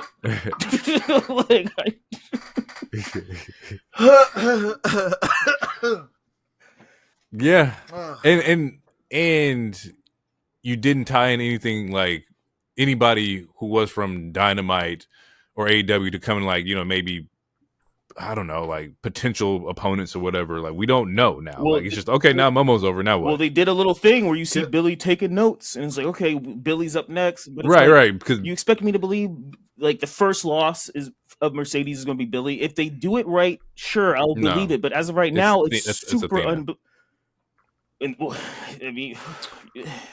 that's the tie to Billy. That's the only thing that makes sense. I think me and DT talked about it, but the only tie-in is Athena. Like, she'll beat Billy, and you'll face Athena, I hope, in Dallas, where like I believe she's from. She's from Texas for sure. Could Mercedes have dropped one of the 4 belts and that been a moment? So, and I don't know what the promotion, because each title's Tony only controls TNT, and they're all from different promotions. Yeah. So, if the people who ran New Japan was like, "Hey, we want you to drop it to her," yeah, for sure. But until they give the go ahead, she can't just drop it willy nilly, unless it's TNT. And there would have been no reason for her to drop the TNT to Momo. TBS, especially because we don't know who the fuck. TBS, yeah. Okay. Swerve Ricochet. I thought this was a good match. It wasn't bad. I know, like, it was probably Rick's best match I've seen in a while, probably since like Black and Gold NXT days. I mean, there's probably something on Raw missing, but it reminded me of like some good, like, he's athletic as fuck. He's doing shit that he's been able to do and whatnot. There are some nitpicks in this match though. Yeah, there's a lot of shit. And I know this guy rewatched it. A lot of bullshit. I rewatched it before we got on. There's some. I don't know if I would have went this way. So we know this match is about the robe. We know that that's the storyline tie here, is that he wants to get the robe back and whatnot. We see that there's a moment here where Swerve is bashing in Rick, and as Nana approaches Swerve to get him back in the ring, he turns, he pushes Nana, and Nana's like, "Oh, what the fuck is this shit?" Ends up storming off, flipping the middle finger. Okay, Nana's out. And at this point in time, I'm like, "Oh shit, they're actually pulling the trigger on Nana leaving Swerve," especially That's after why I said that. Mm-hmm. That's why I sent that text, because I thought that was happening. Yeah, I thought like this is about to happen, and it would have been an interesting parallel to see what does Swerve look like without the help of Nana. Like how crucial is Nana to like Swerve's like image and success and whatnot. But we didn't get to see that because later in the match, Nana comes back and. Like nothing happened. So, like he didn't walk off. The reason why like Swerve pushed Nana is because Nana was bitching at him. Get my robe, nigga. You can grab it. I'm in the middle of a match. What do you mean? What do you mean? Get your robe. You can go grab it. Then he leaves, like, okay, cool, everything you said. Then he comes back like he forgot something in the house.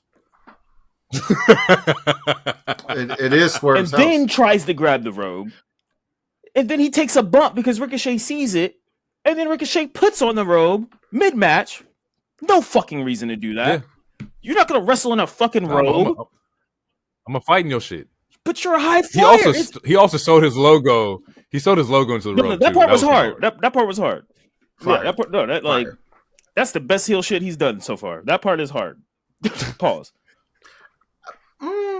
It's better than stabbing and saying, I'm sorry. The scissor bullshit. That promo. That promo that people gassed up. What is he? Every single promo since then. Gassed up? People That was a good promo, man. That wasn't gassed. It was only 3 weeks ago. No, it was not 3 weeks ago. You talking about the contract signing? When was it? Or are you talking about the promo? Bro, that was not 3 weeks ago. No, the one before that. 3 weeks ago. Yeah, the one before that. Okay, 4 weeks ago. The internet was like, "Oh, he finally might be here." And we talked about it on the show, and I said, "Consistency. Has there been consistency, nigga? No. He's not that. He's not good." It still was a good promo. It wasn't gassed up. It wasn't gassed up. Fine. That's crazy. You're saying it was hyped up. That shit was fire. You put in the outlet that get a charge. It wasn't gassed up. Fine. It was a Tesla. Whatever the fuck you want to call it. But niggas on the internet hyped it up, though. Maybe not you two, but the niggas on the internet did. Okay. Listen, I hyped it up on the pod. I thought it was his best work. He just fucked up with the aha. But anyway, the match itself was good. And I'm sorry to cut you off, but the match itself is good. The ending, though, it just like this the Nana leaving and coming back, and then he puts on the robe. Swerve does his finish, and then Ricochet kicks out, and then he redoes the finish, and then that's the end of the match. Mm-hmm. And I don't like that. I also don't like that shit because it's kind of the problem with the whole show. But when in this particular when you do that in a match, to me it doesn't make much sense because you're blowing. I don't want to make any euphemisms, but essentially you're blowing your load. Like you get the pop of the like, oh shit, that's it. Like that's the finish, and then dude kicks out. Like cool, a false finish. False finishes are fine, but then you just redo the move again, and then it's over. Why don't you just do it? Why did the moves that was going to end it the first time? Yeah, like and especially if it's the same move. Like Stone Cold didn't stunner someone, get a 2 count, and then just hit a stunner one more time, literally 3 seconds later, and then get another, and then get the win. That is my problem with that. You're right. Overall, the match itself was good. I just didn't like the Nana part, and I didn't like that part with the pin. It's a couple parts. 2 other parts. Didn't feel a live drummer. They did a live drummer to his entrance. That shit was dog shit. It didn't make any sense. and it's like that's how you know they don't have production meetings. Which is like, I'm not trying to throw a shot, but it literally came out. They don't have production meetings, and you're a music head. It's like that drums don't it doesn't go with this music. What the fuck is going on here? It does not. Like it's and then like you didn't even tell us who the drummer was. Like you couldn't get Travis Barker. You couldn't get any random other person. Like you couldn't even name the person. It was just a nigga on drums that was doing drums to the song it doesn't even go to a shit. This shit, bro, I saw somebody like it was either tweeted out or on Blue Sky where somebody was like, "This is like when old boy was drumming at the Catalina wine mixer. He's just going crazy on the fucking drums." It's the fucking Catalina wine. Yeah, I was like, "Yeah, that's what it sounded like." The shit was fucked up. Yeah, that and then Swerve dressing like Craven, and I felt like Hero. I was like, "What the fuck this nigga got on?" Bro, and I usually don't judge the nigga for what he got on, but he looked. You know his fits be crazy, bro.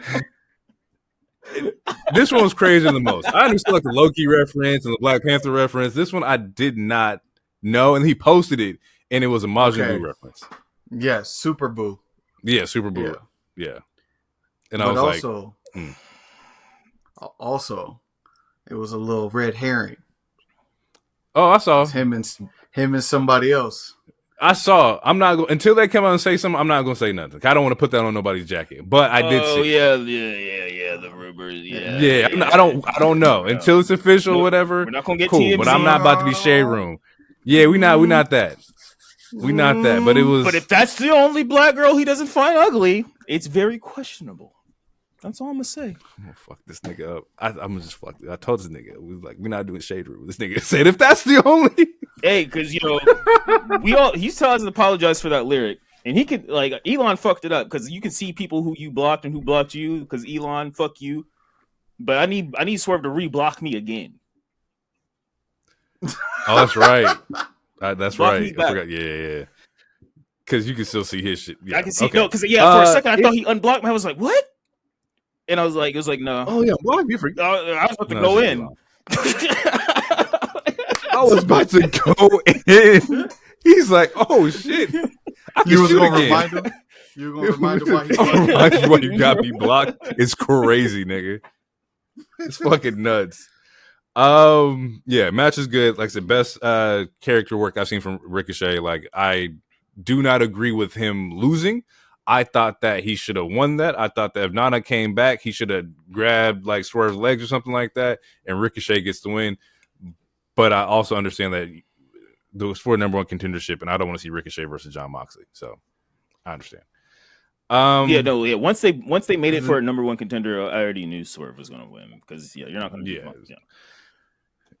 No, these next two, I'm just going to put them together because they really don't. These two I could have took off the show. It's Okada versus Brody. I'm not saying the match wasn't good, but once again, there's no connection with that. It's not good. And Okada is the most laziest fucking wrestler I've ever seen in my fucking life. Oh, bro, I don't want to say. I don't want to fucking say it, fleece bro. artist. Fleece artist. Fleece. He got fleeced. Bro, the only two matches he's ever cared about was that Ospreay match the other month and the Daniel Bryan match. Otherwise, he has put the most least amount of effort you could ever do in this fucking ring. And I seen Okada in Japan. I saw him in Kenny. I saw what he could do. I saw the old. I got a question. I got a question. Who? Because you called these people check stealers. So is it Okada or is it the Good Brothers? Who's stealing them? That's a really Okada. That's a Okada. I'm not gonna hold. Based on how much money Okada's getting, Okada. Fuck. That's honestly low key really hard. That's funny as fuck. But no, it is Okada to an egregious offense. Like with the Good Brothers though, like they'll work if you get them to work. But at least like Carl Anderson, he's good for a really good spine buster. They at least put in effort, even if it's not good. They put Okada like he. You know how hard it's having a bad match with Brody? Brody is fucking nice. You could throw anybody against Brody, and he has a fucking dope ass match. This one, I'm like, bro, what the fuck is going on here? Then, I think I put in my notes that like, what did I say? I said I definitely need a bit more from Okada. He's having a very average run, especially like to be this big, like, oh, the superstar signing and whatnot. This nigga is Greg Oden, bro. I am so. It's the nigga who. No, not Oden. Not Oden. Right. DeAndre Ayton for sure. He shows up to work. He definitely getting a hit. You're right. He shows up, but you looking for 13 rebounds. This nigga giving you 3, and he's 7 foot. It's like, what the fuck is going on, bro? No effort. Like laziest nigga on the planet. Bro. None. Yo, that is wild. But two big problems. Brody losing. Okay. Again, we repackaged them, named them the Hounds of Hell. You had Ospreay and Cope. Both of them you had Ospreay and Cope essentially called Malachi a broke boy. You essentially is like, oh, this nigga was holding you back. You have them lose every single match since they've been repackaged. What the fuck are we doing with this team?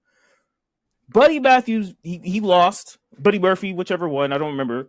And then Brody just lost. And you're doing all of this so that they could fucking put on a slow cooker so that we can get fucking Omega in Okada, which that will probably be the only other time Okada fucking tries. But it's like, it doesn't make any sense, man. Here's where I think them. And then, they're going. Wait, real quick. And then go for it. Because I have a problem with the way the ending.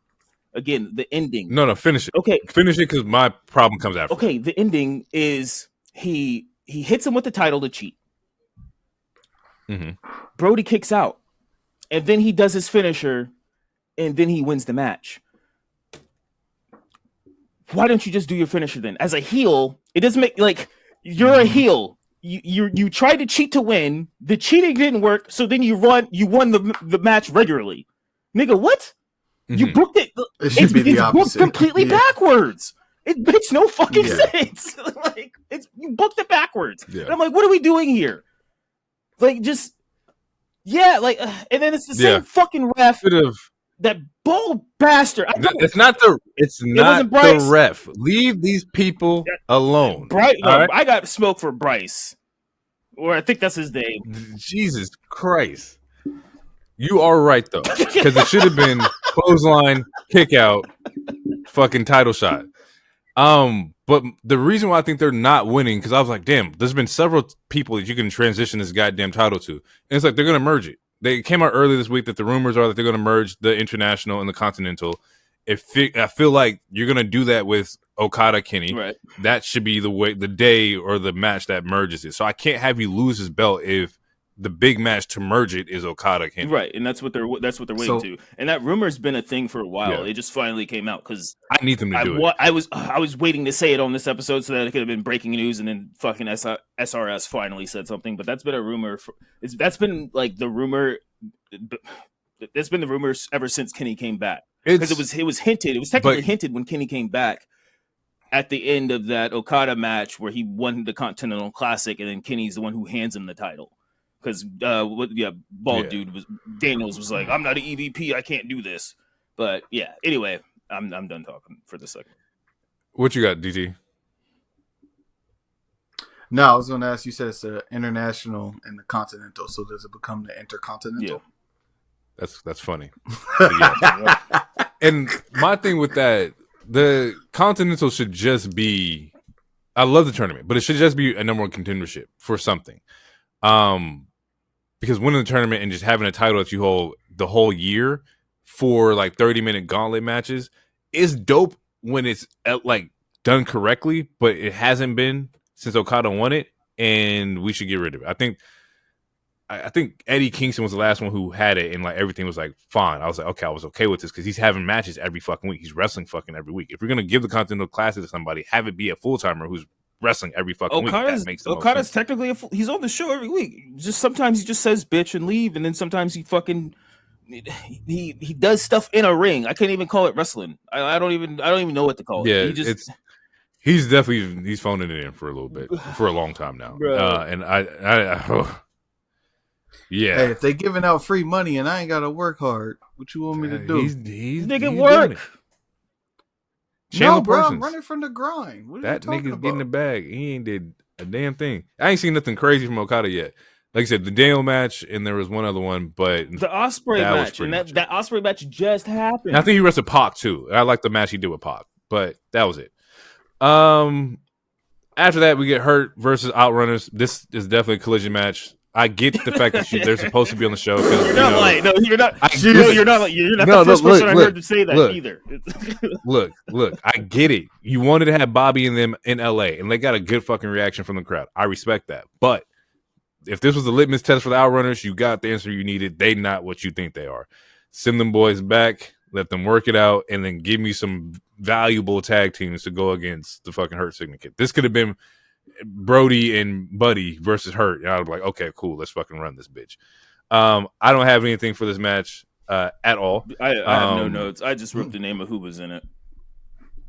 Yeah, I like Sheldon and them look good, but you knew something was crazy, and this is fuck. You knew something was wild when the old niggas have to slow it down for them, right? Like y'all are supposed to be younger than Bobby and Sheldon, but they had to slow it down to get y'all in pace. And then once the second half of the match, you saw Hurt just took over and super kicks and like spears and shit like that. And I was like, okay, cool, we got this bitch over and done. Yeah, it was an 8-minute match. It didn't need to be on the show. Yeah.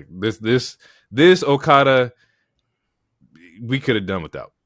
Those were definitely two that we could have definitely did without. From here though, these next three, gas. Yeah. Mariah May, Toni Storm, 3, the Hollywood ending, phenomenal fucking match. Phenomenal match. Should have been the main event. Definitely should have been the main event. This should have been ended the show, man. A lot of Should've dope been spots in this. Of course, this one definitely catered to the sickos. There's, glass on knuckles. I've never seen somebody take tape and wrap it the reverse way and put the glass on in the bucket. That shit was fucking crazy. I really love this match. I thought they did a phenomenal job, and you knew that they did a phenomenal job because the response on the IWC was that they should have main evented. This should have been the ending of the show. These women deserve to end the show because of the year plus change of having us invested in this match. I don't see how you couldn't. It doesn't make sense that they didn't main event. This was fucking crazy. Probably because Cope Hogan, that's why, and Dictator Moxley. There's no. You leave the Neo Chief There's alone. no reason this shouldn't have main evented. My only nitpick with this match. Revolutionary. Jesus, I like that. Revolutionary. Don't like it too much. Actually, I'll go Revolutionary Chief. I like that. Neo Revolutionary sound crazy. My bad. Okay, yeah, we got optics, but my only nitpick is that the first minute of the match, fucking Mariah May pulls out a taser. What the fuck? That shit was funny. I don't know where she came from. I don't know where it went after that either. It came out of you just heard it click and it disappeared. It came out of the bouquet of roses, I think, or flowers. But no, my nitpick was it's not the fact that women were bleeding. I'm okay with women bleeding in matches. Some people aren't. It's the amount of blood that there was. Toni clearly cut way too deep, or whoever. It was just an excessive amount of blood. It was just too much. I felt like I was watching Terrifier 3 again, or some other fucking indie horror movie. It was just too much to me. And I know there's other people who don't like who don't think women should bleed at all. I'm not part of that team. I'm fine with it, especially if the story calls for it, which the story did. For it.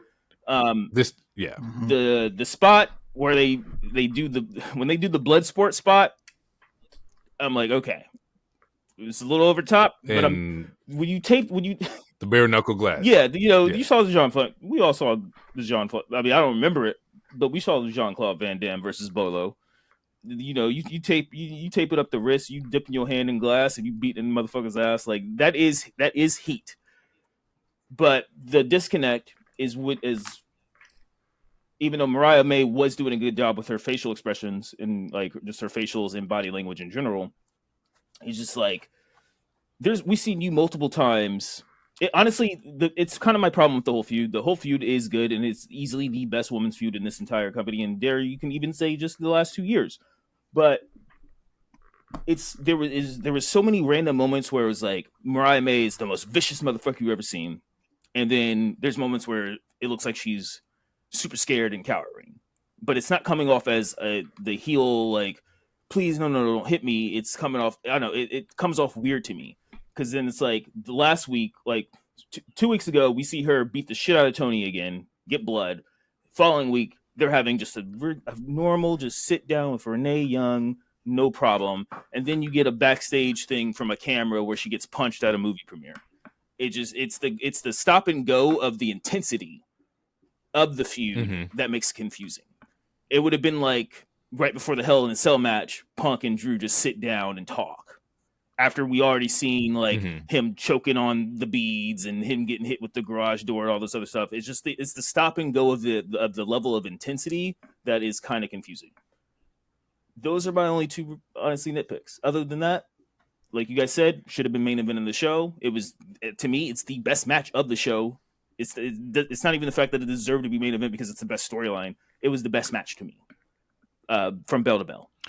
Those women did their thing. It didn't overstay its welcome either. It wasn't a long match, it was like and 13, it wasn't a short match. Like 13. Yeah.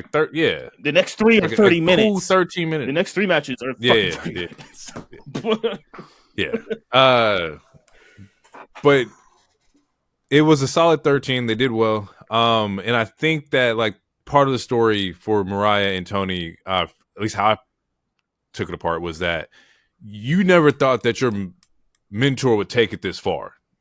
you were like, oh shit, like we're gonna have this match, and you said it's for blood, but I didn't think you really wanted to kill me. And I think that's probably where the hesitation came from in Mariah, and I wish that was kind of portrayed a little bit more. It could have been portrayed a little because you always like, oh, I thought you loved me. We were friends, and there's no way you want to take this glass bottle and fucking wrap it around your face or your fist and punch me after you like spit oh, in her face and beat her with a shoe. Okay, real quick, one last thing. She cover your ears, kids. If you're children, just cover your ears. She hits Toni Storm in the pussy with a bottle. For what? Why? It was already bloody. We already got cool, hardcore shit. We don't need the Xbox shit, man. We don't need the. It's very similar to when Statlander did the splits and tax hitting her cooch. I don't need to see that. Maybe I'm an old. Maybe I'm unk for that. Maybe I'm unk for that. No. I just think like, there's women who watch the show and was like, "Oh my god, that hurts like a bitch." And for dudes, it's like, we don't really understand what that feels like. But I'm pretty sure there's a woman out there like, "Damn, that's a crazy ass fucking spot." Yeah, because you're hitting someone in the vagina with a bottle. What the fuck? With everything else that they were already doing, it was just to me, it's a hat on a hat that's jumping a shark. Shit, I bet if we asked a woman, like with all the shit that they were doing, though, hitting the broken bottle to the lady parts is probably the worst bump that a woman's going to tell you. Is like, oh, I definitely wouldn't do that. Yeah, because it's dangerous. I don't know. Shit. We'll find out. We'll find out. Dangerous as fuck. Of course, it's the worst spot. Hit me in the head with glass. Don't hit me in the dick with a fucking glass bottle. We'll get to that in the cage match with the thumbtacks and the Sal's Clash. We'll talk about that. Next match is Konosuke versus Kenny. Okay. Next match is Konosuke versus Kenny. This one's for the international title. This one I will come out the gate and say I did not think Kenny was going to win. I think I circled on my predictions that I had Konosuke winning. But and DT can probably fact check that. But great fucking match. Phenomenal match. It was a banger. And after I figured out that they wanted to like collab the fucking belts, this makes the most sense because you're not doing Konosuke versus Okada. They teased it though. They could have done that. You could have done old. You could have Japanese guy, young Japanese. They could have. Is all. Okada been saving finishers for Kenny. That's the only thing that makes the most sense out of it. He's been taunting and calling everybody bitches, getting his stock up for finishers. He's saving steps, bro. You can look at his Fitbit. You can tell he's not fucking working hard in these fucking matches. For sure. For sure. 30-minute banger. Nothing more to say about this. I think if you have Tony as your number one, I think this is probably number two. Like, this is a really solid fucking match. I want to see if I have anything crazy in here. Honestly, I'd probably put the cage before this, only because Kenny's style does not look good slowed down, but he has to be slowed down. He honestly needs to adjust his wrestling style because he has an explosive wrestling style. It looks great, but when it's slowed down and plotting, it just doesn't come off as good as it should, in my opinion. The right person won, hypothetically. Well, actually, no, because I think Konosuke should have won. And that's only because I think Kenny should be in the fucking main title picture. He shouldn't be chasing after these secondary titles, but obviously we kind of see the reading on the tea leaves. It's the end game is Okada and Kenny, so it is what it is. But yeah, no, match was good. I just think it's slow. I mean, with his fight, like he has to change his style, like. And that's kind of my problem with Dynamite. Yeah, and that's kind of my problem with Dynamite, which we're not going to really get into, but we talked about it. Like, we saw the interview, like, when he was injured, he was like, I want to be presented like Roman Reigns. Like, I like the way he's presented. This last Wednesday, he comes out to his Final Fantasy music, dressed in dad clothes, like he's about to go mow the lawn. That doesn't give Roman Reigns to me. So you're not getting that presentation. Like, if you want that presentation, you have the pool, you're an EVP, have that presentation. And it's like, we know he's not going to work a lot. So that's another reason I don't feel like another reason I feel like he shouldn't have won this title, because we know he's not going to work a lot. This title Similar to what you said about the other Okada's title on Eddie Kingston. We want to see this frequently, but we also agree that Kenny shouldn't be working consistently based off his age and based off his surgery and whatnot. He should have that Roman Reigns schedule. So then don't put a mid-card title on a Roman Reigns schedule, is my take. Unless the build is for, because I think this year Forbidden Doors after All In. It's the first time they're doing it this way. But I think that's the build, is put the international title on the man that's going to be doing the international bouts and whatnot. And also the presentation aspect, I think, is also in work rate and also with what he has to do. This is the second time now that where Kenny's just implemented in like the main event, because now there's a 4-way that is going to settle the number one contendership for his match at Dynasty. Like, he's not even like wrestling week to week, and nor should he.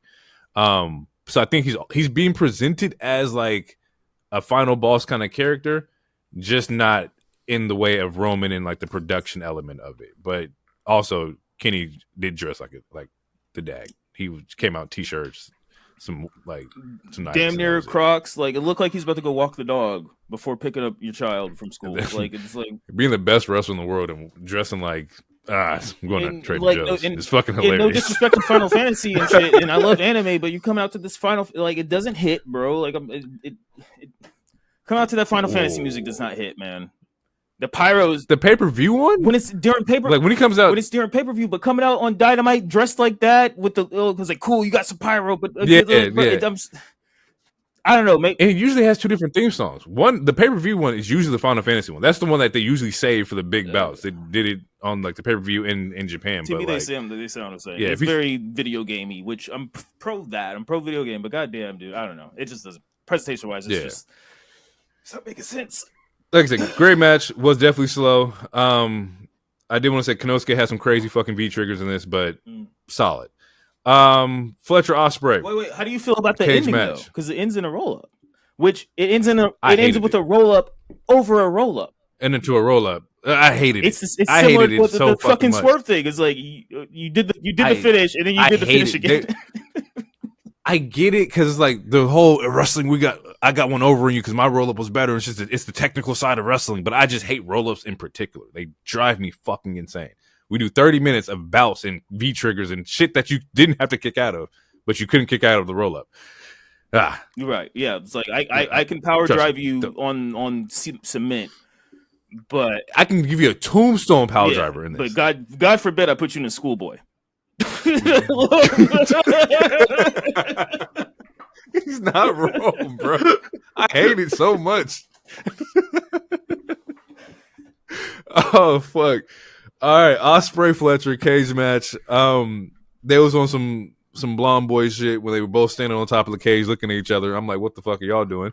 This is fucking crazy. Dope shot. Would be a great fucking poster, but both of the motherfuckers staring at each other from the top of the cage is fucking nuts. Fire match. It was a great match. Match was good. Had a lot of problems though. Let's start with bleeding in the first fucking 2 minutes for no reason. That's what they do, bro. That's what AEW does, bro. Okay, so and licking the blood is licking crazy. the blood off the cage is crazy. I didn't like. We gotta stop doing that. Off your hand. That shit was nuts. And then putting it on the armband and then putting it in his mouth. Look, I mean, okay, so it's wrestling. We talked about multiple matches that have false finishes. The cage match on Monday that had false finishes. This particular match though had ridiculous false finishes to where it was getting memed. I don't know if you guys saw like the one where it's like the dude watching someone slice pizza and it's like, all right, that's enough slices. That's like there's that meme where it's like, okay, you got to cut her off the cage. That isn't ended. Mm-hmm. You got a Styles Clash at Attacks. That isn't ended. You got to put your other brainbuster on a chair. That doesn't end it. You got all this other shit. Like, it just, again, it's a hat on top of a hat. Match was still good. Okay, so check this out. We talked similar to the Jade, so this is what I was talking about earlier when you brought up JD on the Chris Van Vliet thing. There was a thing or a clip when they were talking about his spot at last War Games when he took the RKO. And his original idea was, I'm gonna do the moonsault, and they're like, you can't do the moonsault. Charlotte's gonna do the moonsault. Okay. It's a different Right. company. You don't have to follow the philosophy. It was like, oh, if this person's going through a table, then you can't do it later in the show. You don't have to follow that philosophy. But the women, 30 minutes before that match, were bleeding fucking buckets. And then we get blood in the first 2 minutes. Sure. Does this feud deserve blood? Yes. Did it have to be that soon? Kind of. Not as much as them. Not as much as them, no. Like, it could have been done without blood if they wanted to. Like, we got the KO and Sammy match. There was no blood in that, or barely any blood. Like, this match didn't need blood, but blood is fine. It's an AEW thing. I'm fine with that. Why the fuck is Mark Davis bleeding? Yeah, I was waiting for that. I don't know why he was even in the match. He first off, he clips the fucking the lock off, right? Yeah. To throw in like more weapons. And I'm like, okay. He gets in the match, gets his ass kicked inside the ring, gets kicked out. Refs come back and relock the goddamn door. I'm like, what the fuck is going on here? Like, what? Okay, he's like, oh fuck, we clipped it. Anybody got the spare lock? Let me just wrap this bitch back up real quick. All right, y'all get to go. It makes no sense to me. I was really confused. And you're lucky, like, those are two really good fucking performers, or else I'd really be in your ass right now. But Mark Davis didn't need to be in there. He literally threw fucking weapons in. You could have, like, I don't know, fucking threw a screwdriver in, like, one of the cage holes or whatever. Like, you didn't have to come in and drop this bag of tools off just to give Ospreay more weapons to beat your boy up. He didn't need to bleed. Like, that is the most fucking egregious part of the show to me. I never seen no nigga do that. You're not in the match. Like, bro, no, it's like, it's hard to explain because they try to have this emotional moment, right? Because they do a tag team move on Ospreay. Ospreay kicks out of the tag team move. And then they try to have this emotional moment because it's like about Aussie Open and all this other shit. That tag team was not fully established on the AEW Dynamite show. The last time that team was fully established was the very first Wembley show. Niggas don't remember Mark Davis. I'm not even trying to body shame, but look at the physique. Why is this nigga in here? Why is he here? And then why is he bleeding? Why is he bleeding? Yeah, why is he bleeding? Is like crazy. You had no reason to blade, bro. Like it's literally like, oh, my two best friends are having this really cool moment. Man, it'd be cool if I could. I gotta do something. Can I blade, Dad? I bet he was asking Tony, Dad, can I blade? Can I please blade? Like, what the fuck is going on? It's like you see like your older sibling playing outside with like the teenagers. Like, oh, I want to play too. Take your little brother with you. Like, but mom, we're blading. He can blade too. Like, it was just.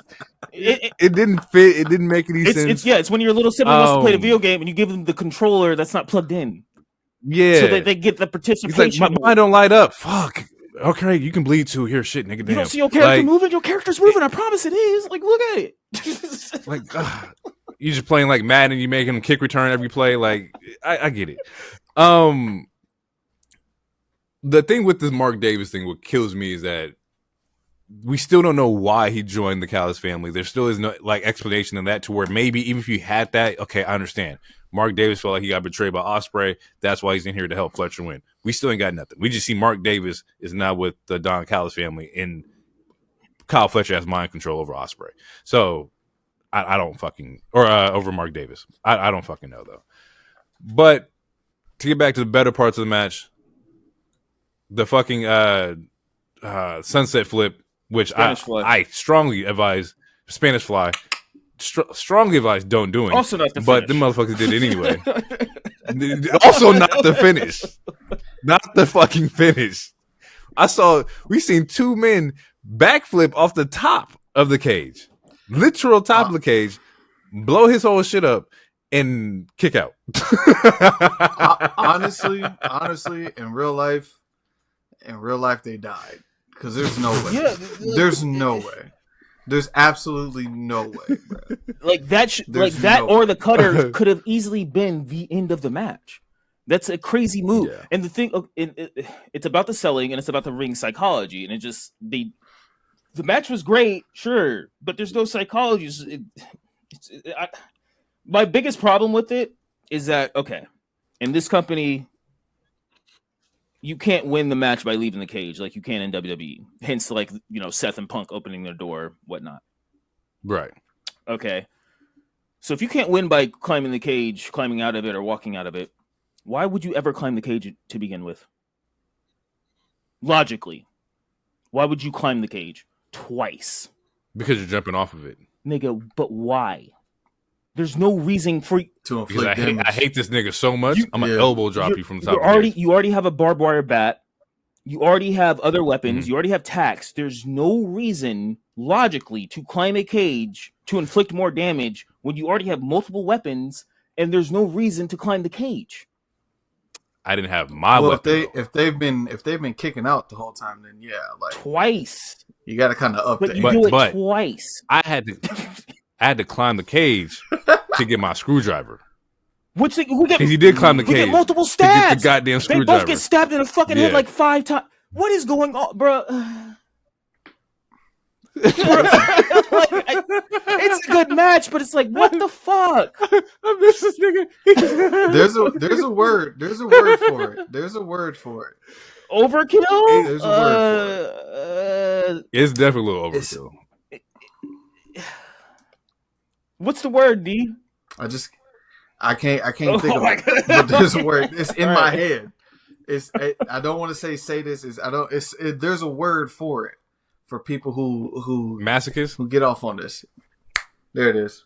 Yeah, like just love pain. Enjoy the pain. They enjoy the pain, right? Yeah, but I'm just it there. Like logically, like if you're like fuck the rest of the part. If you are in a fight, and you are like that's like UFC people don't climb the cage. Like you're in a fight, you don't get any benefit from climbing it. You do it once, sure, but in wrestling, do it twice because they climb it afterwards. Right, but to do it twice. Yeah. Wait, was it twice? Bro, yes, because they did a cutter off of the cage. And then they did the Spanish fly. That's 2 off the cage. No, moves. He did the cutter. Ospreay didn't jump off the top of the cage for the cutter. He was like on the cage and jumped off the cage for the cutter. He didn't jump off the top of the cage. Bruh. And okay. Kyle was on the ground. Right, okay. Technically. Okay. All right. Okay, I'll take that. That's still so like it just doesn't make any sense to climb a cage if you don't have to. Yeah, I understand. Like, if your intentions are not escaping, why the fuck are you climbing this shit? But I like I said, I think like the last one with the Spanish fly was because he grabbed his fucking screwdriver up there, which you already had multiple weapons in the match at that point in time. I don't know why the screwdriver would help, but I get it. Story wise, he didn't stab. They didn't take people's eyes out with the screwdriver. I get it. Spanish fly off the cage is fucking crazy though. It's a very stupid move. I'm glad that they're both alive. Clearly, they're both hurt. Yeah, but that is a very, very crazy ass move. I will commend them for it, but it was also dumb as shit. Also, shout out to Fletcher. Fletcher put on a good show. He's actually maintained his build, even though it started off a little sketch at times. He's now a credible individual in the Callis family. He may not be the number one, but he's definitely somebody you could put inside of a TNT title reign or something like that. Well, I mean, we honestly we need a new TNT champion. The TNT champion's been on the pre-show and he's been on Collision. He's not even on actually TNT. Yeah, we gotta fix, and that's not Danny's fault either. I just think that they just didn't book that shit properly. I mean, it's kind of his fault. Speaking of not, but I have a question real quick. Do you remember how this feud started? And it's not a trick question or anything. I know the answer. That definitely it's not a trick question. I'm asking it because it's one of those things where this has been fucking almost 5 months, and it started off the most minuscule thing, and then it went to almost killing each other by doing a Spanish fly off of a fucking cage. I'm trying to remember what it was. I just remember Fletcher cutting his hair off because he didn't want to be anything like Will Ospreay. All right, yeah. So before that, and I think before he didn't want to join a tag. He didn't want to join them. Before that, they had a tag match and they lost that tag. It was for the titles. They lost it, and then that's when he stabs him in the head, and then the week later he shaves his. This all started with you didn't win me a tag team title. Fast forward 3-4 months. Styles clashing you into tax, and we're doing a Spanish fly off of a cage. I'm not saying it's bad. I'm just saying it went that just the trajectory from how it started to where we got is kind of fucking crazy. Yeah, I mean, because even between that, he was I'm better than you. I don't need you. we don't need you, and you kind of just get a little bit, you start tuning your own horn a little bit, think you can beat the Billy Goat, and I believe he did. I think Kyle got one. I thought Fletcher got one. Kyle got one win. It was before the tag. It was before the Grand Slam match. I'm pretty sure Kyle got a win. Which Kyle he, great. had a little too much dip on his chip and ended up getting flipped off the cage. Kyle looks great. He should grow his hair out. The bald isn't working for him and makes him stand out less. He should grow his hair out. It doesn't have to look like Will. But yeah, Kyle. I think Kyle. He said look like Orton. Yeah, Orton. RKO light. That's fine. You can still get hair. You don't need to You shouldn't need to look like Orton. Yeah, yeah. You don't this. Similar how people were like, "Oh, MJF is a Temu Miz or Miz is a Temu MJF." You don't want honestly. I wouldn't want those comparisons. Like when people were like when Will Hobbs first started, 2019. They're like, "Oh, he's like Big E," or like when people are like Street Profits and Private Party, they're like the same. Like you don't want to fuck out. No. Like you don't want those comparisons. Like you want those people are racist. Well, yeah, the black example, the black ones were definitely racist. But it's just in general. What do you mean? Oh, you guys are like Street Profits, Private Party, the same people. It's like two black people that like to dance. Oh man. No, I guess there's 4. They like to dance. They have hip hop. Terrible. Yeah, I don't know. Cope versus Mox should not have happened, and I'm gonna go on a limb here, and I'm going to say it's Cope's fault. Mox don't have bad matches like this. Mox don't have bad matches like this. Nope, it's Cope's fault. Mox has the same match. He has the same match, bro. He has the same. He has the same match. Cope's fault. 1000% Cope's fault, bro. You know how bad of a match it is for Mox not to bleed? This man didn't bleed in his own match. He didn't bleed because there was 2 other matches that had so much blood. They're probably going to bleed. That's probably why. That's bleed probably this street match. I guarantee you. The fact that they have the audacity. I forgot they're redoing it. The unmitigated gall to run this shit back. And nobody asked for it. Nobody asked for the first one.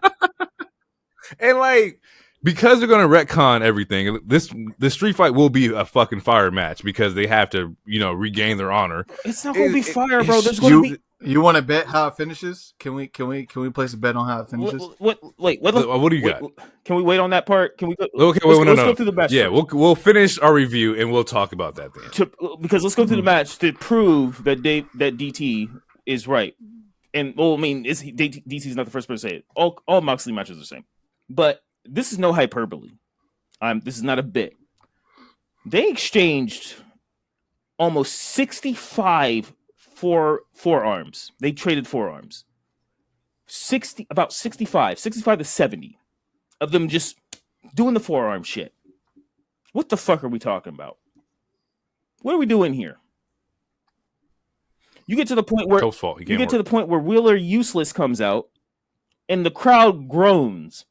Like, oh, here's this Home Moore guy coming out. He's probably trying to build a tent somewhere here. Crowd literally groans. Well, he came off the street. Yeah, he walked in off the street. Walked right in. Yeah, I know. Y'all not gonna do Yuta like that. That's crazy. Yuta's not. That's crazy, bro. It's not Yuta's fault. Yuta prior to the Death Riders had mad fucking potential, and still does because he's very fucking much implemented in this goddamn story of whatever. He has. I'm pretty sure Moxley at least has the choice to I don't think he's dictating if he can get a haircut or not.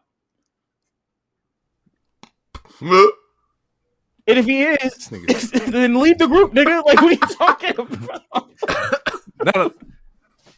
No, he's being rebellious. Everybody else in the group is bald. He's trying to, keep his youth. I get it. I wonder why they all bald. Stress. Too much. Their testosterone levels high, bro. Or being cut. I don't know. I can't even. There's not even mad spots that I was excited for with this match. They kind of to give 3 bangers back to back to back and then end with this. It just took the air out of the goddamn room. Well, this match should have definitely had the theatrics. This should have been the ref bump. We seen Death Riders come out the crowd, something of that sort.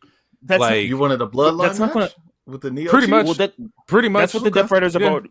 pretty First much. of all, that's what they've been doing. Like you could, what like it was. Death Riders were already trying to be Bloodline light, but I feel like him taking Roman's promo bar for bar was already very. You crude.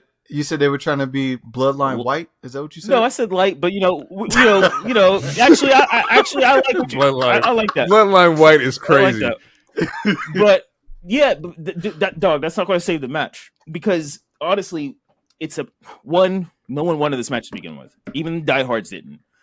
It's I forget. Yeah, go ahead. Oh, what you want to talk about the interview with Tony Schiavone where the woman was like, "Y'all niggas know you gonna win." Because we can talk about that real quick. No, okay, no, all right. no. Finish your thought, and I'm gonna tell you what. Yeah, the problem is the pacing of the show. You can't follow that fucking cage match. No. The fact that the cage match was even able to follow the Toni Storm Mariah match was a blessing. This match Facts. should not have main evented.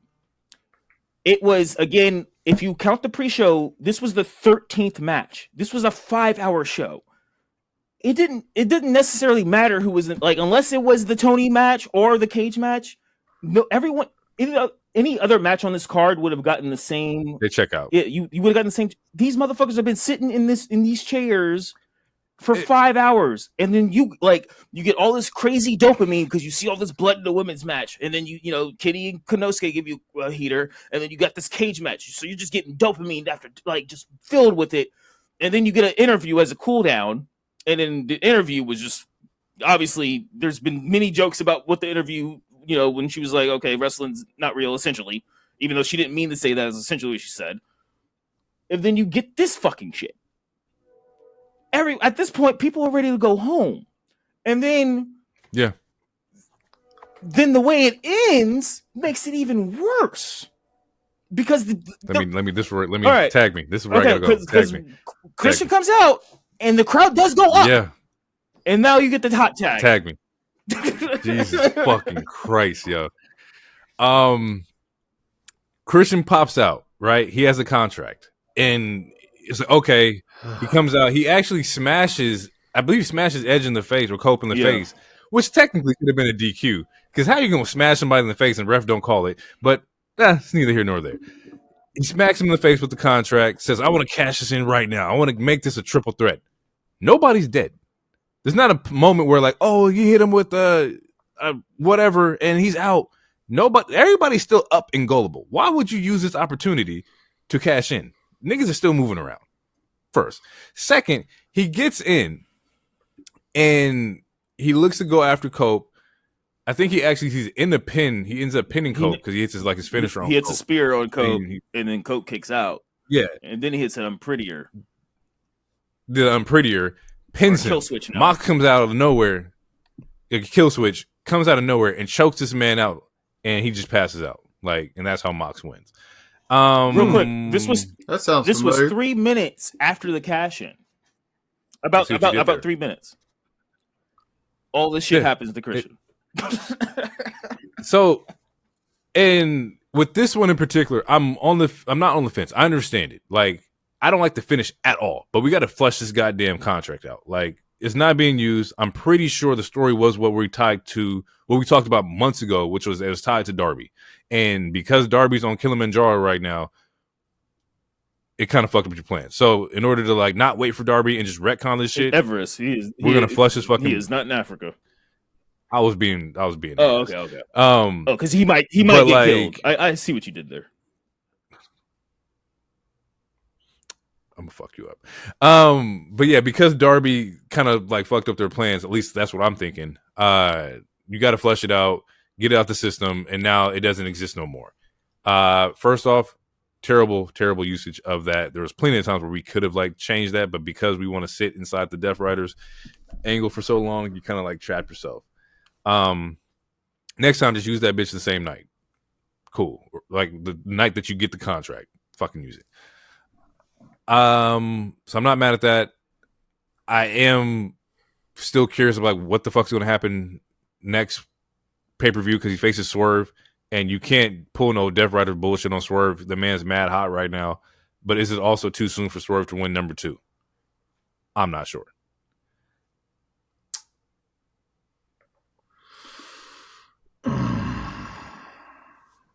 Swerve will be a part of this street fight that's coming up.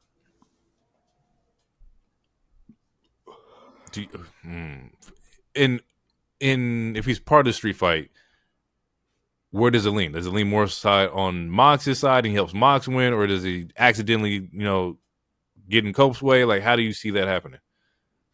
Cause I saw you had tweeted something, but I wanted you to say it on the pod. Damn, I wish you would have said something because I don't even remember what I tweeted. That's crazy. You added that asshole in that tweet, if that's the tweet you're talking about. Which one? What is it? You added both Swerve and TK. You were saying essentially. Anyway, Look. All right, I'll break it down to you guys. Swerve is going to lose, and this is going to further set up him and Hangman becoming a tag team. Okay. Swerve is losing this shit, even though he probably shouldn't. This Death Riders thing is probably going to continue. If they decide to swerve us and Copeland wins, I still don't think Swerve is going to win. No, hell no. Copeland shouldn't be the next champ. There's no way. So too many niggas should go ahead before Cope. So Swerve is going to lose the match at Dynasty, and it's going to be because of some bullshit. And it kind of is what it is, man. And all this is Darby's fault. I mean, honestly, it's TK's fault for not being a boss, but all this is Darby's fault. Not being there either. If what they said is true from multiple sources that he was not in control of like creative for the past like 5 months, also fucking crazy. But makes a lot of sense because shit was that is cap. That's super cap. I found it. What you got to do? Damn, this shit was like 4 days ago. Swerve should. Oh, so this is when they posted it. I put Swerve should interfere. At least then the match will get a pop. I promise you, no one wants to see this match again. I'd rather see Swerve and Nana come out and the fans dance with no finish than sit through this match again. Yeah, it was bad. Like I said, it also doesn't help Cope's like angle of him not wanting to take a pin because I don't understand. I don't understand. So, no, I know what the fuck happened. Ego, man. You watch this man you watch Roman pin 2 men at the same time, and that killed this nigga's momentum. His whole pride was killed because this nigga got pinned by 2 dudes. And I don't know if he was on. Never mind, I'm not gonna say that. But yes, I wonder where that was going. He's on some Monet stuff. He doesn't want to put over other people. It is like that. That is what it is. Look, Cap, stop throwing my lady in here like this. She's putting niggas over. That's crazy. Who has she put over? Who? The world, Craig. The world. Globally, she's the biggest woman superstar in the world, not just one promotion. She is not bigger than Rhea Ripley or Becky Lynch right now. And Becky Lynch is globally. Yes, globally. You know what? Globally. Globally means everyone knows you in the street. I'm telling you. You must be talking about Elon and Mars. You're not talking about the world. She's not bigger than Rhea Ripley right now, bro. Yeah, you can't even. I think no. Let me reiterate. Her impact in different promotions globally is bigger than that of Rhea Ripley or any woman in WWE. If you're a fan of each of these indie shows, you haven't seen her there since she's won that title. So what do you mean the impact? Ask someone from Rev Pro what the women's division looks like right now with that title being in America. Rev Pro had their title on the Sherry show. Like that would have never happened without Monet. Right. Niggas are watching daytime TV and found out about Rev Pro. Like that doesn't happen. But has it boosted the division? I haven't heard or seen anything about this division since then. She hasn't defended that title since she got it.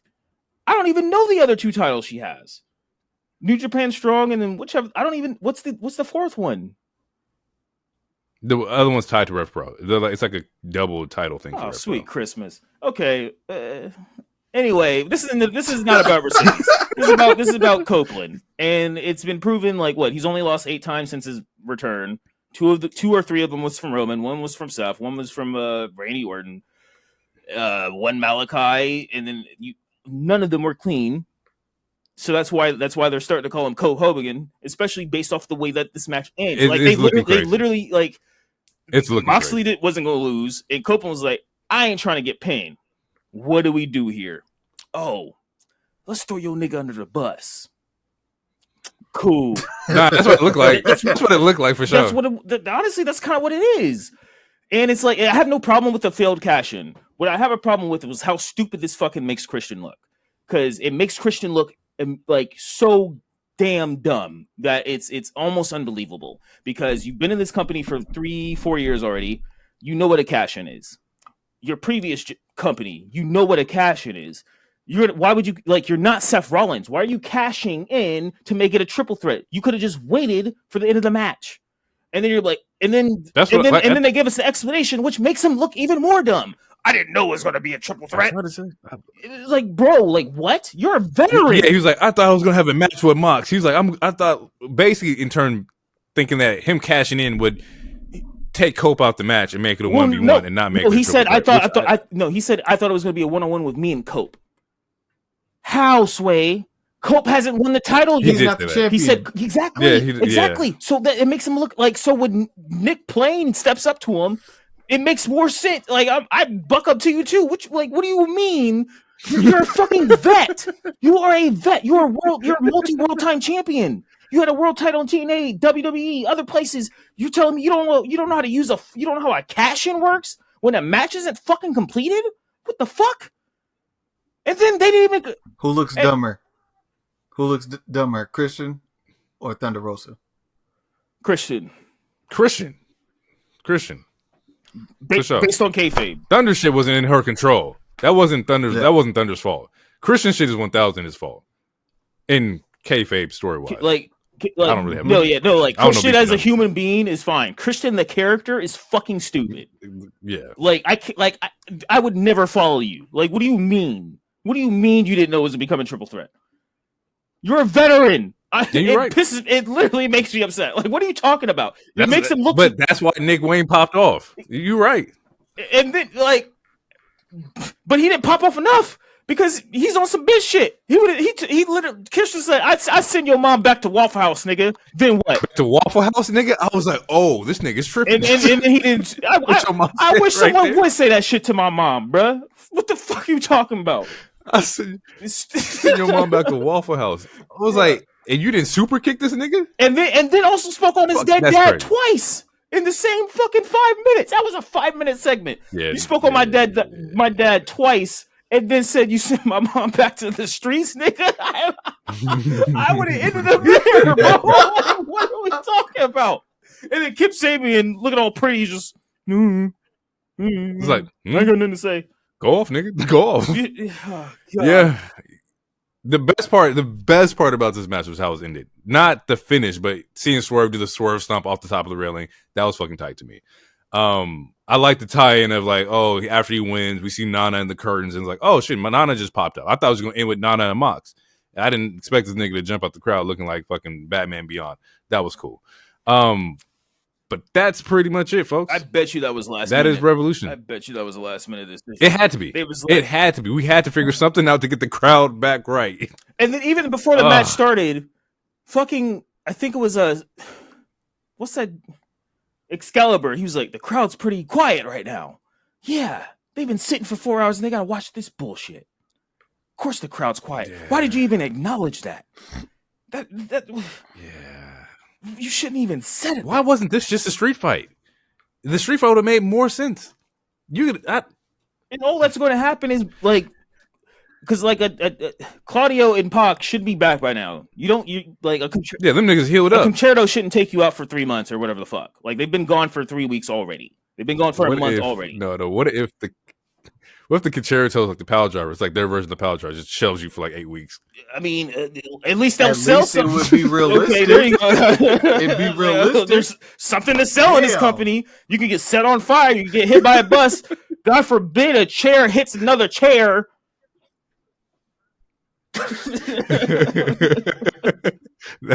What if that's the AEW spot? Nobody can come back from concerto. I mean, like, hey, it took 5 years, but that's the start. I give you a golf clap. But But overall, oh fuck. I hope I didn't come off too nitpicky. Everyone loves the show, and AEW has a recency bias where every single AEW pay-per-view is like the best thing ever. The show was fine, but it was a 3-match show on a 13-match card. If you include the pre-show, and they got to figure out this pacing. Like, fuck the egos. It's very similar to what Triple H has been doing. Like, where it's like, hey man, it's about the better story. Like, I'm sorry, but like, there's a reason why you're getting Sammy and KO versus the Usos as opposed to Rhea and Charlotte. Even though Rhea and Charlotte was a fucking banger match. Like, sometimes you got to put the story first, and there was zero reason that this main event should have been the main event, especially with the way that we had with the cage match and Toni and Mariah. But yeah, other than that, like, everyone, I mean, according to the internet, motherfuckers loved it. So it's like you can only say so much. The sickos had loved it. But at least like everyone could agree that the main event sucked. That's the best positive of the show, is that even the diehards are like, what are we doing here? Everything else was fire or fine. It was mid, and not mid in a disrespectful way, but it was mid to great. And then you get this bullshit at the end. That's a good show. Yeah, it's a positive show, if you can say so. But I think the last time I rated a pay-per-view, I think it was Elimination Chamber. I give that a 5. This one is probably sitting more around 3.7, 4, and only because that 3-match run was fucking solid. You said it's a 3-match show. I think it's a 5-match show. I think MJF, Swerve, Kenny, Ospreay, Toni. Like, I think that's 5 matches. If you had 5, that was your 5, and that was in the show. Perfect. But yeah, I got like a 4. I think the Bobby match and Okada and the main event kind of like soured me a little bit. Not bad matches, just like the last one was bad. You gotta stop the cap. Last one was bad, but I know that's your man's, but it's just not a good match. It was bad. Like I said, I'm blaming Cope. I'm not blaming. He could have had a match with Pac, and that should have been. That's fired. Fine. I'm blaming. I'll give you that. That's fine. As long as you say the match was bad, I'll give you that. If the next one's bad and it doesn't have Cope, we'll have a whole segment. I have a bloodline 15 about how Mox is fucking up right now. What's your definition of bad, though? It has to end in a roll up. It has to end in a roll up. Let him. What's your definition of bad? Well, like, for me, it's like if I watch a match, like when I watch the Edge or Cope and Mox match, they didn't have any chemistry. It's Mox is slowing it down for Cope. Like it didn't flow well. Like if I can take Cope out and put somebody else in, I know this match would be a banger. It's not on Mox, right? If it was Mox versus Brody, we have a fucking different story to tell. You would have had a good fucking match. Shouldn't have main evented, but still a good fucking match. For me, it's synergy, it's cohesiveness, it's like excitement. It's some of that spot, some of that is like, just a false finish and whatnot. This match didn't have like any of that for me. It was just lazy in my personal. Okay, not to further put you on the spot, but if you exclude the Jimmy versus Jay match, can you give an example since starting the pod of what you would consider a match that you would either say bad or you just didn't like? I would have to go through my list. Okay, yeah, there's definitely some matches I did not like, because I feel like universally we all could agree that match was not good. That was a bad and then match. no one likes this AEW main event either. I didn't like the Liv and Rhea Dom in the Shark Cage match. I didn't like that at all. Okay, all right, I could see that. And that's nothing against them. I just didn't like that match. Yeah, respect the jumper, but not for me. Out of their series, that was easily the worst one. So I can easily agree with that. That's the one I didn't enjoy. But like SummerSlam, where she like popped her fucking shoulder back in and shit like that, fucking fire. Bad Blood, cool. But yeah, that's about it, people. That's our Revolution review. We're gonna get up out of here. Once again, shout out to everybody who tunes in. A lot of y'all's checking it out on Apple out of nowhere, which is I respect it. Shout out to the iPhones. But yeah, Follow us on Twitter, Blue Sky, IG, TikTok. We're on all the socials at the Monday Night Wave. Definitely check us out. Check us out there. But I'm gonna get up out of here. It's been real. Catch y'all later. Sweet.